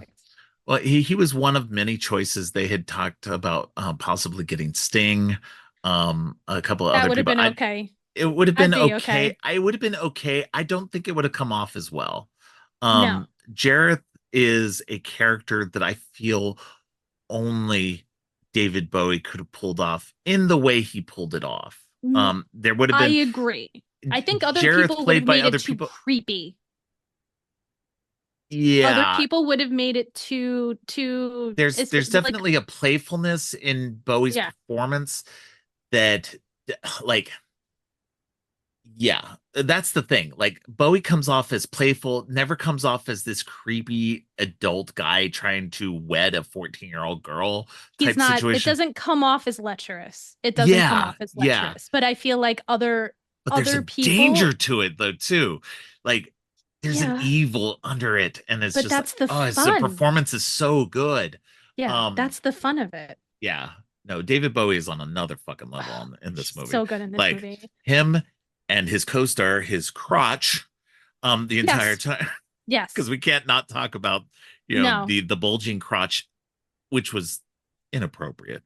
But is hilarious to look back on in retrospect. The 80s. We were It was crazy the in the 80s. It was, 80s. oh This my is God. what we were doing. He had his crazy 80s hair. No. The insane makeup. But so, he, like, that was the interesting thing though, too, was that he was approached and immediately said yes. Yeah. Because, well, there's some, he wanted to do it but didn't want to do it, and then he came around on it and was just like, yeah, let's do it. And he wrote all the songs. Yep. He did it's one of the few times that Paul Williams didn't write the songs for a Muppet movie. Yeah. Most of the time. And so, it's truly a collaborative work, in so many ways. And that's just how having Jim worked. Oh that's man, how Jim Henson it's worked. 100% how he worked. Yeah, that's how he worked. It was him and Brian Froud again, and it was, let's bring in David Bowie, and he was involved in like every script rewrite, every part of the story. Like, he was never a, this is my way and this is what it's going to be. It was, working with these people will make the project better. And so I think that there's, when we mentioned it before too, about how it's a Wizard of Oz-esque movie, I think that might have had a possible impact on why people didn't go see it in the theater, is watching the trailers and stuff like that. Maybe it came off that way and people were just like, one, we already see the Wizard of Oz every year on TV. Two, we just had Return to Oz, which, was, which I don't quote me, I don't think did that well originally when it came out. I don't remember it doing that well. No, it didn't. And because I figure if it had done well, we'd have gotten like 10 more sequels after that. Yeah. But that one's not one of my favorites. That one goes, but no, that one's dark. Yeah, but Labyrinth, I think, is interesting too, because it didn't do well, it really like hurt Jim Henson. He was devastated when he was devastated. Because he was like, well, I did the one thing and it did okay. And then, but people said maybe I should do something a little bit more friendly. And I do the friendly thing and y'all don't like it. No. But then thankfully, like, immediately turning around, cable and video sales or video rentals like showed that it really was something that people would enjoy, and that it would do well culturally in the end. And so I think that's, thankfully, I'm glad he got to see that. Yeah, he did. I can't remember if it's in the documentary or if I saw it somewhere else, but Brian Henson did say that before he died, he knew that this was beloved by lots and lots of people, that people loved Labyrinth and loved Dark Crystal, that they were both, I mean, and I would say now, like, they're definitely cult movies, like, they're huge. People love these movies. So, and he did have an awareness of that before he passed. So that's good. Yeah. So no, it's the two main, and this is what I was saying earlier, is that with the human characters being in this movie, I think that makes it more accessible in a lot of ways. It made it more accessible for me than what Dark Crystal did, where it was like no human actors. Because I think you have to have, in a way, sometimes you have to have in that buy-in character. And that's even like, what we were talking about with the Muppets, where the Muppets can exist fully without humans, but sometimes having that human guest star or something else kind of helps, like, with the full absurdity of the situation, that it gives you extra connection to it and makes it more real and more fun in a lot of ways than it would have been just outside of itself. And you can see the people who are very good at making it feel real. Like David Bowie and Jennifer Connelly are fantastic at this movie of making you feel like they are speaking to something that's alive. Like they are speaking to real characters. Like everybody says it all the time. Michael Caine in the Muppet Christmas Carol, like he is doing Scrooge. It doesn't matter that he's talking to Kermit and everyone else. Like he is he out there like sells, I am doing it. Yeah, it is. Tim It's Curry, probably my favorite Scrooge. Yes, Tim Curry, Muppet's Treasure Island. Like I mean, you have even to Jason have those Segel and Amy Adams in the like they sell it. They are having a conversation with. I mean, Jason felt, Segel has a Muppet brother person. in that movie, and you're just like, correct. Okay, I'm in. Yeah, and you're makes just sense. like, yeah. I mean, it doesn't make sense, but it makes sense for the movie. Yeah. And so, I mean, and that's so what, like, okay. That's where that comes into play, where I think you have to have that. And where I think that because I would say that when you look at both of these movies in terms of their stature now, I would say Labyrinth has the higher esteem. Dark Crystal has I think Dark Crystal has a lot, but I hear more people talking about Labyrinth being a favorite more than out of the two. Yes. No, more people talk about Labyrinth. Dark Crystal is like a really niche nerd thing. It is, for sure. And I mean, as a huge fan of the movie, I understand. It is a very niche, nerdy, weird thing. Labyrinth is a lot more accessible, a ton more accessible. It's a fantastical adventure. It's very much the hero's journey. She lands in this mystical realm and has to save her brother. And meets three friends along the way. And it's literally just, yes, it's the Wizard of Oz, but it's just the Wizard of Oz itself is the hero's journey as well. So it's just, it follows that format of, somebody that reluctantly has to do something and then, goes on that journey, meets people along the way. And, and in a lot of ways, yes, that's what the Dark Crystal does. But again, it's they're two sides of the same coin in a lot of ways. One's darker, one's lighter. Correct. Yes. But no, I would say for sure Labyrinth is definitely the much more preferred for me. If I'm going to watch either one of those two, I'm going to watch Labyrinth more often. And probably did as a kid as well. Because I don't remember having seen Dark Crystal overly that much when I was younger, but I remember seeing Labyrinth quite a bit. So no, watch Labyrinth a ton. Yeah. I remember watching it in the movies. Like I have a memory of seeing it and like losing my mind. Yeah. Because I had already read the novelization. Like I read it as soon as it was available and then went to see the movie. So like at the end I remember bouncing because like I was like, oh my God, you gotta say the line. You gotta say the line. You have no power over me. Like freaking out. Yeah. There's so many other more of that whole, we're going to bring in the darker fairy tales, bring in like the weirdness of Alice in Wonderland. There's a lot of Alice in Wonderland in there. The Peach, that's what's nice. It's like Alice in Wonderland. Alice in Wonderland is there. The it's Peach like kind of is all so clearly the apple. Like the Peach is the poison apple from Snow White. Like but the great thing about it is that he doesn't say, like, it's not like he's ripping it off. Like you see everything in her bedroom before the narrative really starts. You see the Wizard of Oz. You see everything in there is what's happening like in her mind. It's just so clearly the explosion of imagination from this over dramatic teenage girl who is about to go on this journey that is then like also the journey from childhood to adulthood. No, it's very very clearly, like I didn't see it as a kid obviously because I was still a kid, but like but I just wanted to be there. I just wanted to do it. But when you watch it now, you watch it as a child. Like it's interesting because it is saying two different things too, in conflict with each other, which is great too.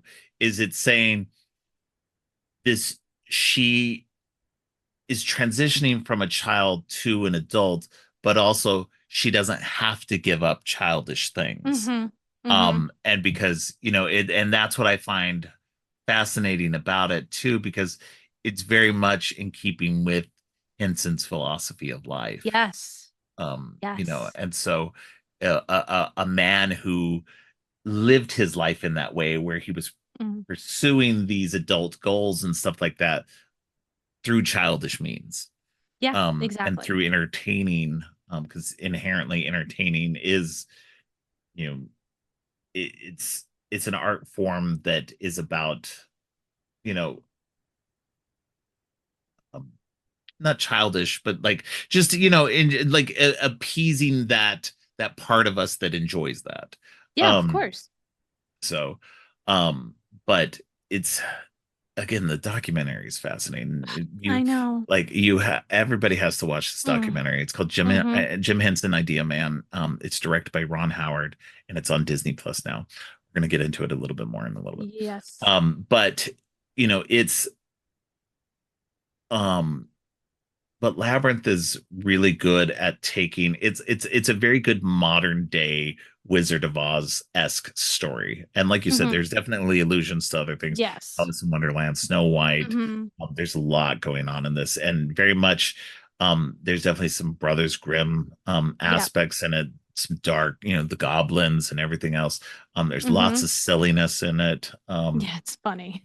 It's funny. It's really funny. Come on. Like there's an entire set piece of a fart joke. Yeah, like, yeah. The bog of eternal stench. Like that is farting the whole time. And then when Ludo goes over the stones, every stone farts. And it's just like, I know. It's an extended fart joke sequence in the movie. And it's funny, but it's like, yeah. It's ridiculous. But it's definitely more lighthearted. But the stakes are also very high. Like you still have high stakes, but it's lighthearted, and then those lessons that come in, he's not really smacking you over the face with it. But it's when she realizes but because she's been saying it's not fair for half the movie, like constantly, it's not fair, that's not fair, this isn't fair. And then when Hoggle says it to her, and you see it all over her face. God, 14.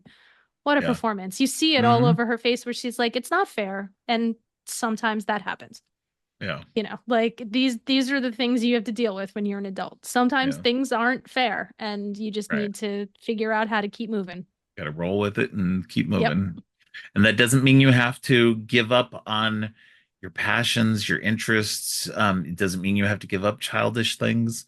It just means that sometimes you have to put them aside for a little bit and then come back to them later.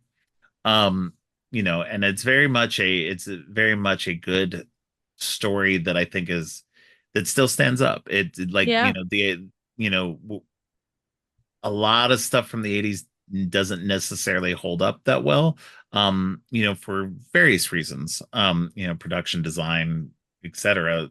But this does really well. You can watch this now and enjoy it just as much now as you could in the 80s, because the story is timeless itself. The story is timeless. So many of the effects are done in camera, so it doesn't look like gross or weird. Like one of the first instances of computer generated CGI, imagery too. The owl in the beginning. Yep. Yeah, he was a man who, Jim Henson was a man who was obsessed with the technology and embracing it. Watching that documentary again. Yeah, the things he was working on. He basically was at the forefront of motion capture.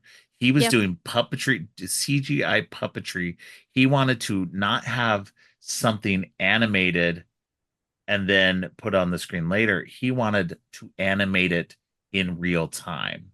He wanted the computer generated image to be on the screen at the same time as the performers were, so that way, and have a human puppeting the imagery to make it work. And I was just like, that's motion capture. That's 100% motion capture. So you have that performance realistically with the other actors, so they can act off of it. And I was like, that's so fascinating. And this was in the late 80s, early 90s, and this was happening. So it's incredible. And then just, you know, to see 86, this computer generated owl. I mean, that's the only thing that definitely stands out as kind of at least it's just the credits. But it doesn't fully take you out of it, so it's not horrendous. You No, and it looks really good when it goes from the CGI transitions to the from owl the CGI landing. to the real owl. Yeah, that transition, I was like, oh wow, very nice. that was really good. I'll give it that for sure. But yeah, this is just a fun movie. It's definitely got some adult edges to it, some scariness to it, but there's nothing really ever like with Dark Crystal where it's like you said, it's more creepy than anything else. The goblins are a little weird. You sometimes worry about the baby, about Toby. You sometimes worry about the baby. Yes. I mean, it's but hysterical. Again, Brian Froud's son. So he threw his son into a room with about 40 goblin puppets. But that's the and interesting David thing Bowie. too. But that's the interesting thing though too, because this baby was already around the puppets and stuff like that. Yes. They actually, it's so funny too, because there's the sequence where they're dancing around him and he's supposed to be like terrified, this little baby. He's loving it. He's laughing. I know. There's parts where he's laughing. Yeah, you could see him. He is loving being there because he's in his element. He's around the people and the creatures that his dad has helped work on. And so, this kid is not scared of any of that. They had to they actually appeased him by there's a moment where Jareth has him on his lap. And he apparently he was actually upset and everything. And David Bowie actually has to have his hand with a puppet off screen to have him keep attention on so he'll keep calm. And so it's so funny that was so some people have said, the kid is kind of staring off and kind of whatever. And it's like, well, that's because, with working with a baby, you gotta, there's a lot you got to deal with. So what was it? I read something that was three of the hardest things to work with are babies, animals, and puppets, and they do all three in this movie. So they sure do. Not very many animals in this, but there's a dog and an owl at least once. Yep. So but yeah, and the baby's not as much in it, thankfully. No. So there's not as much to deal with. But yeah, no, it's just, going back to the performances, like Jennifer Connelly, it's amazing just how good she was in this for being 14. I know she had been, I think the year before, she'd been in a Dario Argento movie or right around the same time. So a horror movie called Phenomenon or Phenomena. And let's see. Yeah, the year before she was in Phenomena. So this was actually only her fourth movie. So yeah, it's kind of insane. It is. And I have always been a fan of hers. I haven't seen her in a lot of the movies that she's made, but I will always be a fan of hers for her performance in The Rocketeer, which is a fun movie for me. I love The Rocketeer. Love The Rocketeer. I really wish they would do something new with that property, but they just, I don't know. What did I get you with? I got you really good during Bram Stoker's Dracula with a Rocketeer joke. I don't remember that. Yeah. Yeah, I do remember now, but I don't remember what the joke was. I think it's just that the three guys were like Wesley the Rocketeer, and because the boyfriends were all old Loki. That's what I said. I was like old Loki, Wesley, and the Rocketeer coming to the rescue. Right. That's what it was. That was just such an 80s, such an 80s thing. Yeah. But yeah, and that's what it's just crazy that what is it? Because this was 86. It was probably filmed in 85-ish. Let's see. When was she born? She was born in 70, so she would have been, so I guess they filmed it in 84. So by the time Rocketeer comes out, she's only 21. It's insane. She's done so many other things. She did a few movies in between those two, obviously. But she's a phenomenal actress, and she just early on, and it's great when you see any actor who's just that good, that young. Yes, it's just I love it. That's weird. It's kind of funny that she's in this. This came out 86, and so did Top Gun, and then she was in Top Gun Maverick too. So Yeah. I don't know, like it's not that big of a connection, but it's just kind of funny that like Top Gun was probably the biggest movie the year that this came out when she was 14, and then and I thought she was phenomenal in Maverick. I loved her in that. She was so good. It's an interesting piece of trivia that I saw from this is that while they were making this, the movie Legend was also filming with Mia Sara. There's another one. I love that movie. Wait, you haven't seen it yet, right? I haven't seen it, but I'm covering it for this series. So it's okay. I won't be mad. I would much rather talk about these two than Legend. Legend is such a hot mess. It is not a good movie, but I love it so much. So anyway, so they were filming around the same time. So they would some of the casts would, cross over or whatever like that. So interestingly enough, speaking of Tom Cruise and everything, so probably Tom Cruise and Jennifer Connelly probably met at some point, during that process. There. But the interesting thing is that apparently Brian Henson had a crush on Mia Sara from that point. And then but Brian Henson ended up I don't know if he was married to somebody at the time, but was married to somebody else at the time. Him and Mia Sara later on got together, and I believe they are now married. So that's crazy. Yeah. So that's actually really cool. Yeah. Let me see. Well, speaking of Brian Henson, it kind of amazes me that Jim let him basically completely create Hoggle, the radio control, and voice him. I mean, he was young. Maybe he was like late so Brian Henson was born in 63, so he'd have been about 2021 when the movie was being made. So like that's but growing up with your dad, but although according to having the trust in him to know that like here's this thing that we've never done before with a puppet, I know you can figure it out, and to be able to figure it out, create it, build it, perform it, so like the woman was inside the suit walking around, but he was doing all the facial expressions and the voice. Like that's amazing. He also performed as Jack Pumpkinhead in Return to Oz. Yeah. That's interesting. Scary Return to Oz. Yeah. Scary. So he performed the voice of Hoggle in Labyrinth. So that was very interesting. Let's see.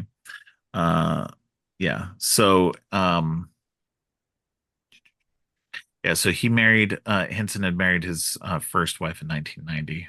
She was a costume designer on Labyrinth.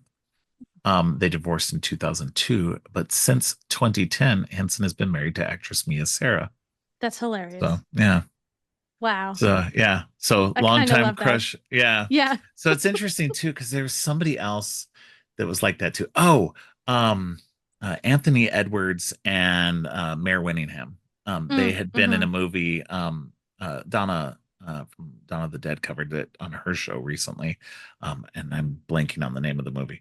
But she covered it then. They were co-stars in that movie, and they've been longtime friends. They both got married to other people over the years, and then once they were no longer with their respective spouses, I guess they, being the longtime friends that they were, it turned into a romance in the last few years or decade or so or whatever, and they've since gotten married too. So it's interesting how like that kind of stuff can happen, and like I know some people are like, oh well, you're just waiting to marry. No, they're not. They were living a life with other people and everything like that. It just is something that that friendship can later on turn into something else. And I love that can happen, and people love is weird. It is. That's all I gotta say. Like all human things, it's weird. So so this movie's a lot of fun. I think that it definitely is the better of the two. I think that it's definitely not as scary. I don't think there's anything in this movie necessarily that is overly traumatizing. No. That anything. But I couldn't talk about the Dark Crystal without also talking about Labyrinth, because they are definitely movies that complement each other. Absolutely. And feels like they're companion pieces in so many ways. and Yep. you know, because they're Brian Froud and Jim Brian Froud. Henson. Two sides of the same coin. Yeah. So Mm-hmm. I wanted to definitely talk about them. But I do want to talk about that Jim Henson Yeah. documentary a lot more now. We've, you know, danced kind of around it and mentioned some stuff, but it's a fascinating documentary. I feel like what I would have rather had was like maybe a docu-series, like a multi-episode docu-series, like, and that would go Mm-hmm. piece by piece, because there's a large concentration on everything up to about the mid 80s, or even up to the end of the Muppet Show, like a large part of that. And then it's like, and then there was the Dark Crystal and the Labyrinth, and then even worse is like, we're just going to barely mention Fraggle Rock and Yes. Storyteller. I think they yeah, there's like Yeah, literally about 30 seconds on Fraggle Rock. There's yeah, nothing about what went on with that. And yeah, so nothing at all compared to the amount of stuff they go into of stuff with the Muppet Show and mm-hmm. and everything previous to that. Which, don't get me wrong, very fascinating. Yes. I loved everything about it, but I would have liked to have seen more of the stuff that um um the stuff that happened from the 80s onward. Yes. And more, like, go into more detail. I think they're like, either do a sequel movie, a sequel documentary, or having done a docu series would have been more, at least in terms of like spreading that information out and maybe more in depth. Yeah. I would have felt better at that. Um, but it's, and especially like, I could listen to Frank Oz I just talk know. about the whole story. I want his story about what happened. Um and just like, and like, not that anybody else's perspectives weren't great, because it was great hearing from his kids. Mm-hmm. Um Yes. and so, you know, because they were, you know, they don't sugarcoat the fact that he wasn't around a lot. No. The work was everything to him. Mm-hmm. He would come back as much as possible, and he was a good dad when he was there. He was never a bad father. He just, the work consumed him. Yes. Um, and it's because he is that kind of genius level talent that he couldn't not do the work. Yeah. And to see, like, and to like listen to them talk about their parents' relationship, and Mm-hmm. about how their mother kind of got left behind in a lot of that stuff. Yeah. It's just kind of heartbreaking. Oh, um it is. It is. It's insane. It's such a good documentary. And really, like, even for me as someone who already knew so much of it, it's like the way that it is, the way the story is told is very, yeah, yeah, it's just you can't help but feel impacted by what you're watching and learning. right, And yeah, it's done. It's really, really well done. yeah, yeah. So I like that, the while the documentary was very positive, and in a lot of ways probably didn't have a, maybe a balanced, like, because you could say there's, you know, because most documentaries are like that, where like they Mm-hmm. don't really show two sides, because there's probably somebody out there that has a bad opinion of Jim Henson. Jim Henson screwed somebody over in some way, you know. But Yeah, you have you know, to it's just assume, life. Yeah. But but you've never heard about it. you've never heard about it. Like, there's never Never. been anybody who really, like, apparently there was one guy, the guy who became Kermit afterward, the Stephen Whitmire guy. Steve Whitmire. Yeah. Yeah. But I just looked into him because somebody mentioned him in their review on Hmm.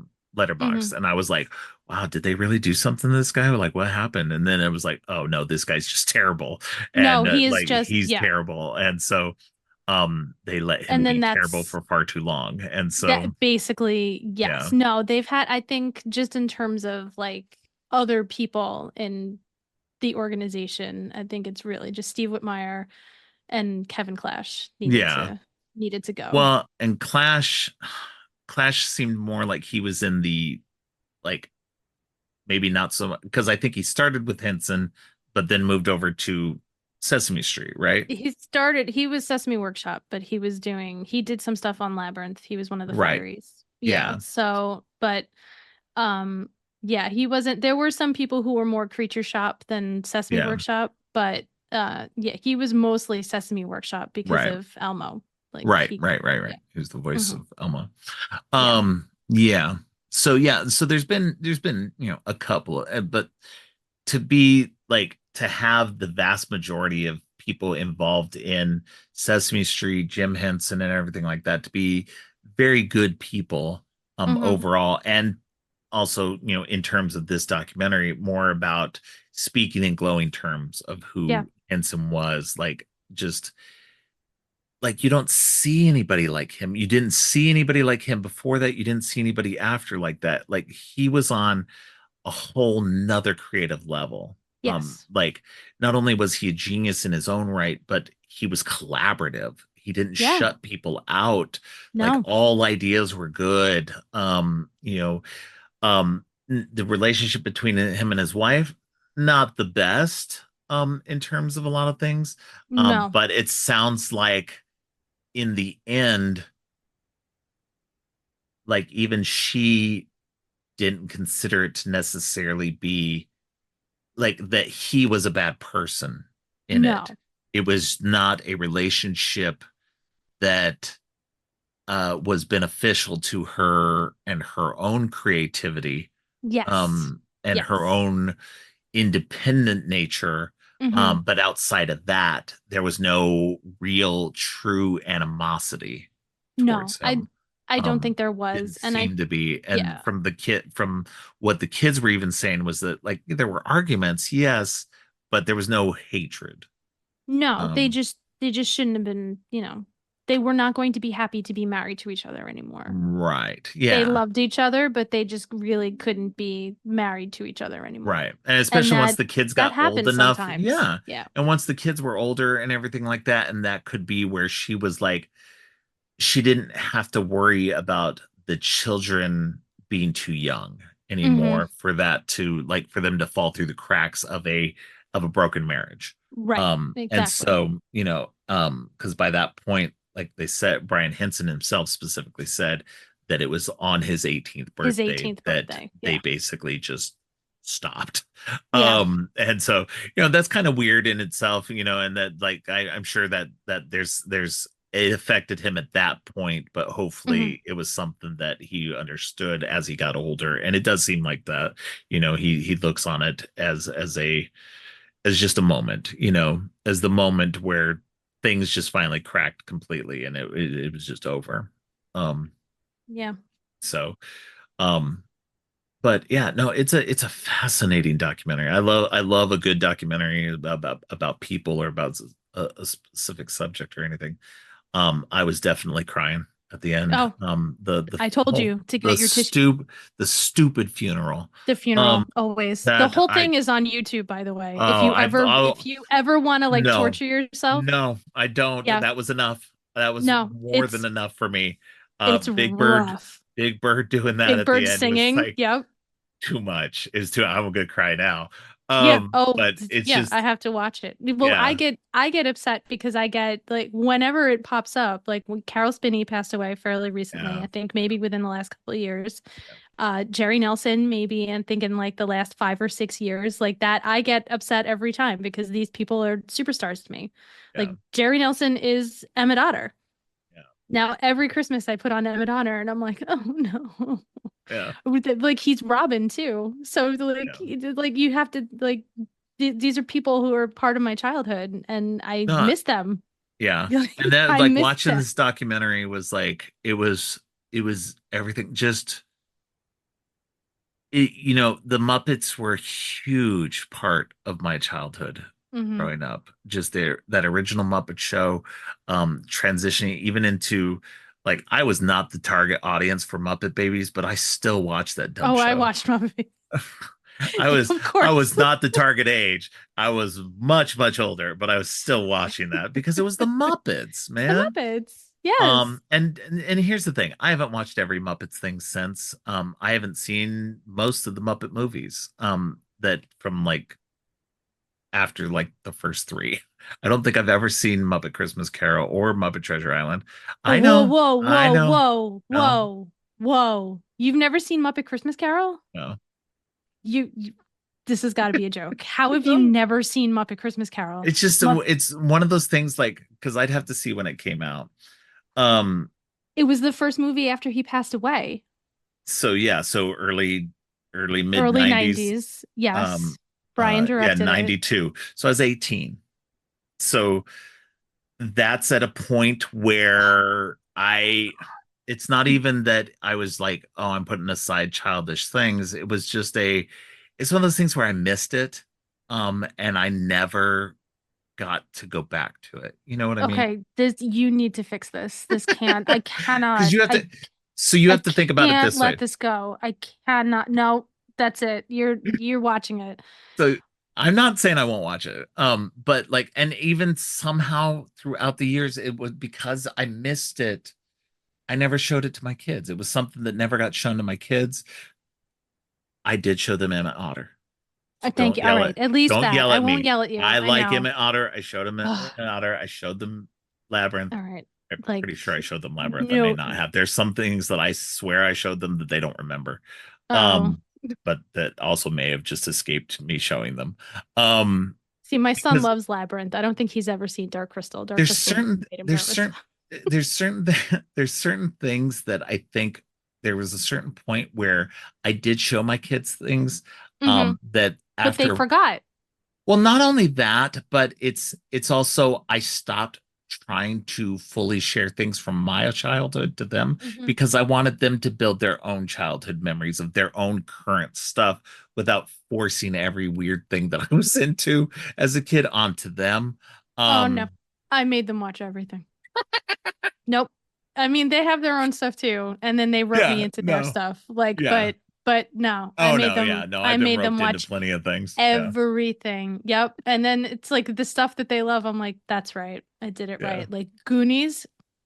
I mean, come on. Okay, so Goonies is a weird one. I'm going to be talking about that one too. So I'll have to get into that one with my guest. But yeah, Goonies is one of those ones that for me doesn't hold up. So yeah. Really? Mm-hmm. And I've heard plenty of people who have seen it for the first time as an adult, and they're like, what is this trash? They're like, why did people actually like this? Like people who grew up in the 80s who just somehow missed it. And then, because like for me, like I grew up. It's problematic as hell, but I love it. No, it's not even problematic. It's just, I'm going to have to get into it. All right. Okay. It's another episode. Yeah. I get it. I get it. Yeah. And see, for Monster Squad was a movie that I did not see as a kid that I saw later. That, was one of those ones that I did hear kids talking about it. I know there were tons of kids who were always goofing on the Wolfman's Got Nards thing. Wolfman's Got Yep. That's but I was just like, I never saw that movie. Which was weird. It escaped me for some reason.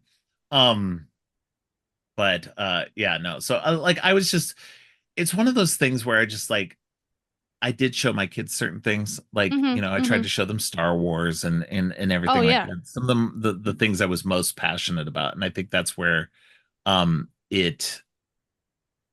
where some of this other stuff that I enjoyed as a kid, but I wasn't super passionate about, was the things that fell through the cracks. Like I'm not sure if I even showed them Dark Crystal or Labyrinth, and so because while I liked those movies, they weren't. Sorry. My grandson was knocking on my door, and I realized it was not locked. But I know my son has seen Dark Crystal since then. I don't know if he's watched Labyrinth. But he really enjoyed the Dark Crystal Age of Resistance. Yeah, it was really good. And apparently for some reason I was thinking it was a Disney Plus show, but it was a Netflix show. It was a Netflix show. Yeah. So, and I don't know. I'm assuming they took it off there too. Maybe because I was trying to look it up. I was trying to look it up on Disney Plus. Oh no, it is still on there.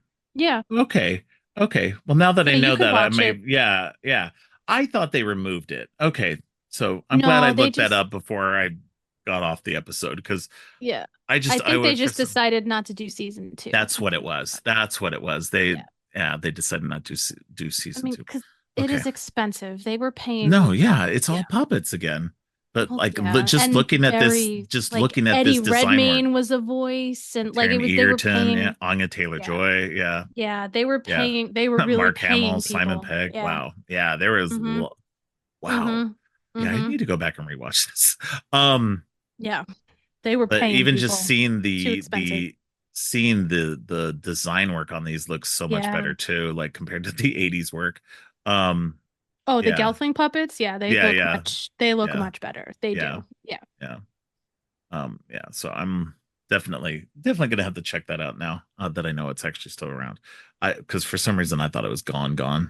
No, no, no, So no. It's good, good, good. good, good.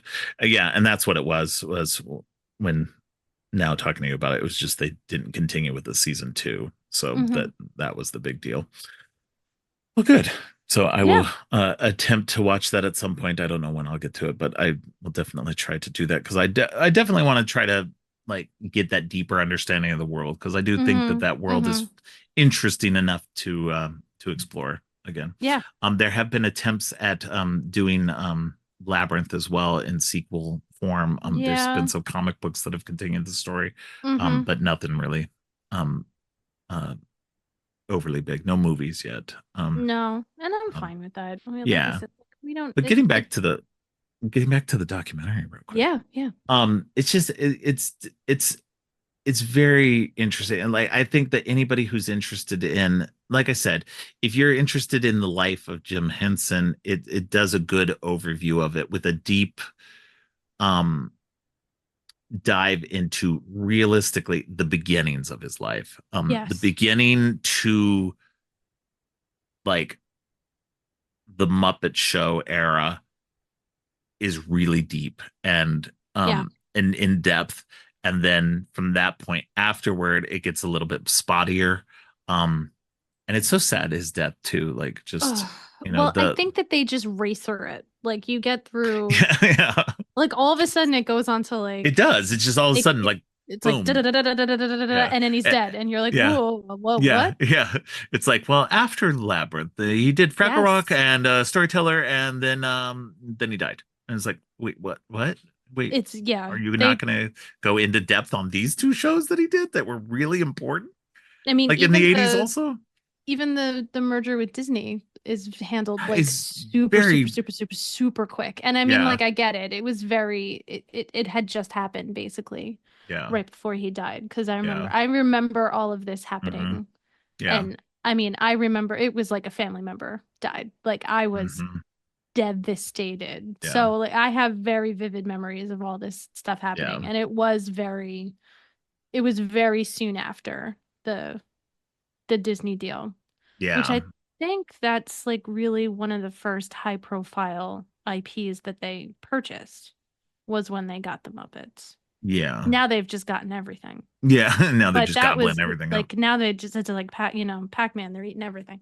Yeah. Hungry, hungry hippo. Well, and But it's interesting too because they gloss over the way Fraggle Rock, like they glossed over Fraggle Rock, even though that existed basically between the events of Dark Crystal and Labyrinth. Like that yes, started in '83 and continued into '87.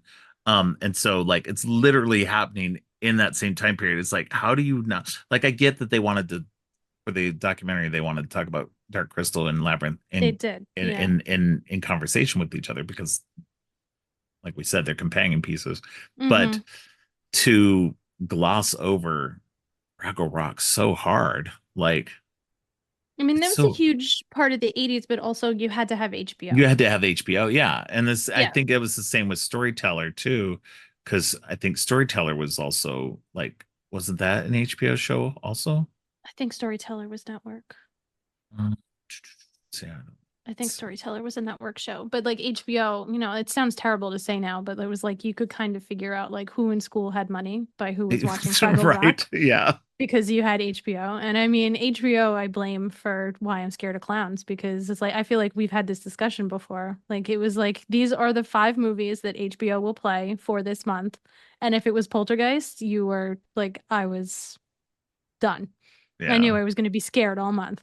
There's going to be a clown pulling me underneath my bed every night because Poltergeist was one of the 5 HBO movies. That's funny. Let's see. It's interesting. The storyteller stuff was done in like in just standalone specials in the US, and then was aired, like some of the episodes were then aired as part of the Jim Henson Hour. So, Oh, which yep, was yep, on yep. NBC. Yep. Um, and then it says uh one of the episodes was not shown in the US until 1997 when the entire series was rerun by Mm, HBO. So I think HBO was the first time it ever you got saw all of shown it. in its entirety. Got it. That makes So sense, yeah, actually. that's very weird. Um, so yeah, that is but yeah, no, Jim Henson, man, he if you were a child of the 70s and 80s, Mm-hmm. you knew, like, just he had an impact on your life in so Yep. many different ways, between Sesame Street, The Muppet Show, Fraggle Mm-hmm. Rock, Mm-hmm. Labyrinth and the Dark Crystal. Just everything just was, it was Jim Henson, man. Yeah. Like, he was such an integral part of our lives. um it's insane. But yeah, no, he died in what, 1990, it looks like. 1990. Yeah. Yeah. So And they seed it in the documentary a couple of times where it was like he mhm. would work 6 days straight and then on Sunday Even he'd with have a walking day off pneumonia and and he'd always be sick, but then he'd just get up and keep going. Like yeah, they they definitely were they let you telegraphing it. know. Yeah, Yeah, yeah, they let you know and that's even what if you ended up didn't happening. already know. Yeah, Yeah. I mean, he, it was a cold that became the flu that became a pneumonia that he didn't go see anybody for, and then by the yeah, time he did, it was too late. There was no massive saving him. bacterial infection. Yeah, yeah. Yep. Easily preventable if he'd gone to the doctor. But he was just too busy. Oh wow, interesting. Frank Oz believed the stress of Mm, negotiating with Disney led to the Henson's death, stating in a yes. 2021 interview, "The Disney deal is probably what killed Jim. It made him sick." Yeah. No, I No, I remember think hearing there's that. definitely So been much some, stress. Yeah. yeah, and as much as he wanted to get back to the creative work Mm-hmm.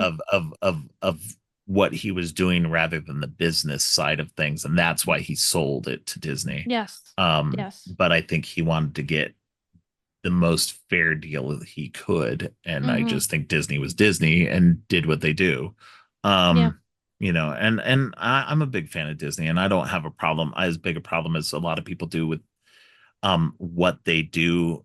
I Mm-hmm. do question some of it sometimes, don't get me wrong, like a lot of the Fox properties kind of stuff, but I think a lot of that had to deal with time. Like, we're Mm-hmm. starting to see, like, their Alien just came out, a new Alien movie just came out. We did get a Predator movie, it didn't go to theaters, but we did get a Predator movie that was really good. So Mm-hmm. there were projects in place and things that were going on that are continuing the Fox stuff. And I think overall their handling of Star Wars and Marvel stuff, despite what other people might think, I think they're doing okay with it. Mm-hmm. It's just, they're a big machine. They want to make money. Yeah, of um course. and as much as it's the art and everything else like that, they're putting the money up. Yep. They They got to want to get make the money something back back. in time, Yep. in turn too. So I mean, like, it's tough. Don't get me Mhm. wrong. I think they're a monolith and they shouldn't own everything. But what they do own, I think, like, they own so many parts of my childhood that I'm Yes. okay with it, honestly. They own Marvel, they own Star Wars, they own the Mm-hmm. Muppets. Like, those are Mm-hmm. three towering icons of my childhood. Yep. Same. So I can't be mad at them for No. it, because for the most part, I feel like they've handled it mostly well. You know, Muppets, maybe not so much. But I think the problem with the Muppets, I think, is that, like you said, it's kind of cyclical. Yeah, it comes That and right now goes. we're just kind of in a period where Muppet stuff just isn't as interesting for people. No, Um, it comes and goes. And right. then, and it will always come back and be popular again. Something will Yeah. happen. Yeah. It's the way that the new Muppet movie, the one with Jason Segel and Amy Adams, like hit me so hard Yeah. because Well, it hit everybody the hard. It entire was a yeah, phenomenon. the way it was huge in the way that it was created in terms of the world's forgotten about us. Yeah. Like Yeah. that, that was a great way to do it and to bring it back and make it relevant again, but it's like unbelievably emotional. Yeah. It's an emotional connection to my childhood that I will always have. Right. Yeah. No, absolutely. But yeah, so these movies are really good. I don't think either one of them is really as super traumatic as some of the other movies I've talked about so far, but they just are indicative of that darkness that was in the 80s that, the 80s didn't sugarcoat things. They didn't really hold your hand. They didn't hold anything back. Really, they even created a whole new rating for us because like stuff like Gremlins was a little too much. And so they were like, that might be a little too much for PG. It's not an R-rated movie, but it's a little too much for PG. It's a little too much. So let's make a PG-13, even though our parents were still letting us go see PG-13 of course. movies. So, like, has anything changed? I took my kid to see Deadpool and Wolverine. So, come on. Excellent. Hey, everybody knows if they've listened to my show long enough, they all know that Katrina saw Seed of Chucky when she was 3, and that is one of the most terrible Seed of Chuckies there is. Not in terms of like badness, but just in terms of like violence and everything else. So yeah. Yep. And she loved it. I mean, I couldn't imagine my grandson's 3 now, like showing him Seed of Chucky now. I couldn't imagine that he would be that interested in it. It's like, well, but it was bizarre. So some people like it. They know what they like. No, yeah. Yeah. So I wouldn't say, no, I would agree. I wouldn't say that these are like super traumatizing 80s movies, but it's definitely from a time where you were allowed to be a little darker. You were allowed to get scared. Yeah. And then come back from it. Yeah. Exactly. All right. Well, this was fun, of course. I'm glad we got a chance to talk Dark Crystal, The Labyrinth, and the Jim Henson and the Jim Henson documentary. Yep. Yeah, I'm glad you mentioned that to me when we were talking last night beforehand because I had been wanting to see it. I saw the trailer for it and I was like, I gotta watch that. So I'm glad you mentioned it so that I could get a chance to watch it beforehand before we talked because it really helped kind of inform a little bit, even when it wasn't directly related to Dark Crystal and Labyrinth. It kind of, because they really only barely talk about both of those in the thing, that just who Henson was himself and how that helped kind of guide his own. Because the documentary goes into like it shows you some of his actual film work before, like during the process of doing his puppetry and stuff like that, because he really started out with the puppetry. He really was making a lot of weird experimental film and stuff. And going back and seeing bits and pieces of that was fascinating. Because it feels like a lot of that kind of helped inform that later work. Even into the Muppets and stuff like that, that absurdity, the stuff he was doing on Sesame Street, like just knowing that like a lot of that early stuff a lot of that was directed by him. A lot of those classic pieces and stuff like that. You're just like, oh my gosh, knowing that he was given this outlet to kind of, it was for kids, but it was still this weird experimental filmmaking that he was getting to do because it kind of responds well with, like, kids respond well to that kind of stuff. Exactly. So I was just like, that's why I really suggest people go watch this documentary. It's fascinating to get a glimpse at who Jim Henson was as a person and his work. So it's a very loving tribute. All right. Well, why don't you let people know where they can find you online? Yes, best way as always is my Linktree. What's happening now? Oh, okay. So I think the last thing on there is actually when you and I meandered about Guardians of the Galaxy holiday special. Oh wow, yeah. It wasn't that long ago, so that makes sense. No, I'm pretty sure. I think that's the last thing on there. But there's going to be a Make It So for Star Trek Prodigy is coming out, I think, next week. And I'll be featured It'll probably be out before this comes up, Probably, and I'll be featured on the coverage of Agatha for Podcast 616. They have not gotten to me about that. So interesting. Come on, Hugh and Ashley, what's going on? It's okay. I was on the Deadpool and Wolverine episode, so it's fine, I guess. Maybe it'll be all women.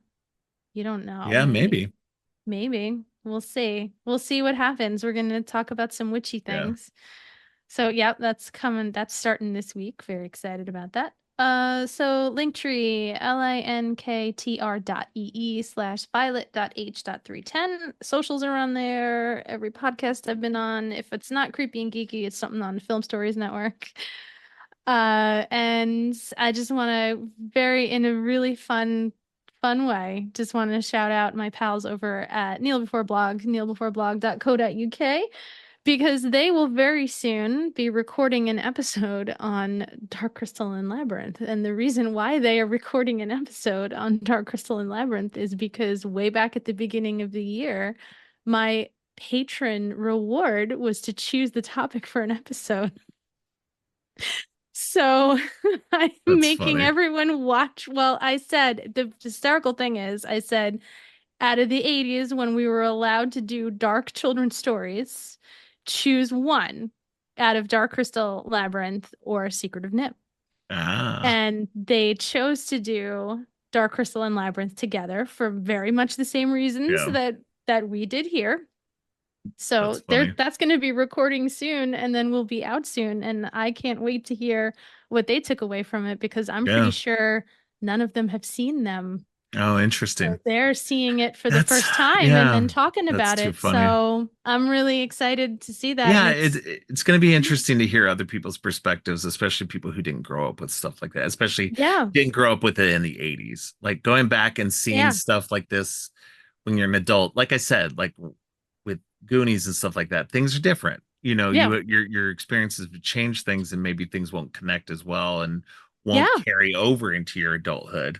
Exactly. What you bring in from your childhood influences so much how you see something when you're seeing it on a rewatch or when you're sharing it with your kids. Yeah. Which I think in a lot of ways this media persists because it's of people like us who are like, oh my God, I love this when I was a kid. Sit down and watch this with me. Yeah. And sometimes it's a hit and sometimes it's a miss, but that happens. And then when you see it, definitely when you see it as an adult, it is like, okay. I mean, I've seen that. I made Craig watch Emmett Otter with me, and he was like, it's okay. I was like, yeah, because you're like a man. Well, you didn't grow up with it. Yeah, it's not. Grow up with it. Yeah. So like it's very different when it's something you loved as a kid that you then bring forward with you. So I'm super duper excited to to hear that episode when that happens. I love being a patron of the arts and getting to make people do my bidding. And sometimes guest star on people's podcasts. And sometimes guest star, yeah. You just got to start your own soon. Soon. Yeah. I'm getting closer to that. So that's all good. right. Yeah, you know. Get me on as a guest. Yeah, we'll talk about Secret of NIMH. There you go. See? Or Twilight. Oh my God. Oh, I might not like Twilight, but I'd come on and talk to you about it. You just have to listen to me complain. I don't hate Twilight. I just don't either. Yeah, I don't care about Twilight. Oh, if you watched it as a comedy, you would appreciate it. Oh no, I've seen that. Like I've seen the little bits of people like making fun of it, and like that's hilarious. Don't get me wrong, that's hilarious. My kids and I do that all the time. Watch it as a comedy, and you'll have such a great time with it. Yeah. Oh yeah. There's a lot of horror movies you have to do that with. So trust me, I'm well aware. Yeah. Look, guilty pleasures. We all have them. No, yeah, for sure. So, all right. Well, it was great having you on again, and we'll have you back on again pretty soon, I'm sure. We'll get something set up in the future. Always. Right. There's always something for us to go off on tangents about. Yeah. I'm not sure how long this episode has been going for, but it's probably a very long time. It's a long one, but that's okay. All right. Well, thank you again. All right. Thank you. Thanks for listening. If you like what you've heard, please consider giving the show 5 stars and a review on Apple Podcasts and Spotify. And share the podcast on social media to help spread the word. Make sure to subscribe on your favorite podcast app or at creepyandgeeky.com. Music for the podcast is Gratitude, composed by Harper Smith. You can follow the podcast by going to creepyandgeeky.com and clicking on any of the social links. If you'd like to follow me, you can find my links at geekthulu.com. You can support the podcast by ordering teas and more on TeePublic or by donating to the coffee page. All of the links are in the show notes. Finally, don't forget, stay creepy.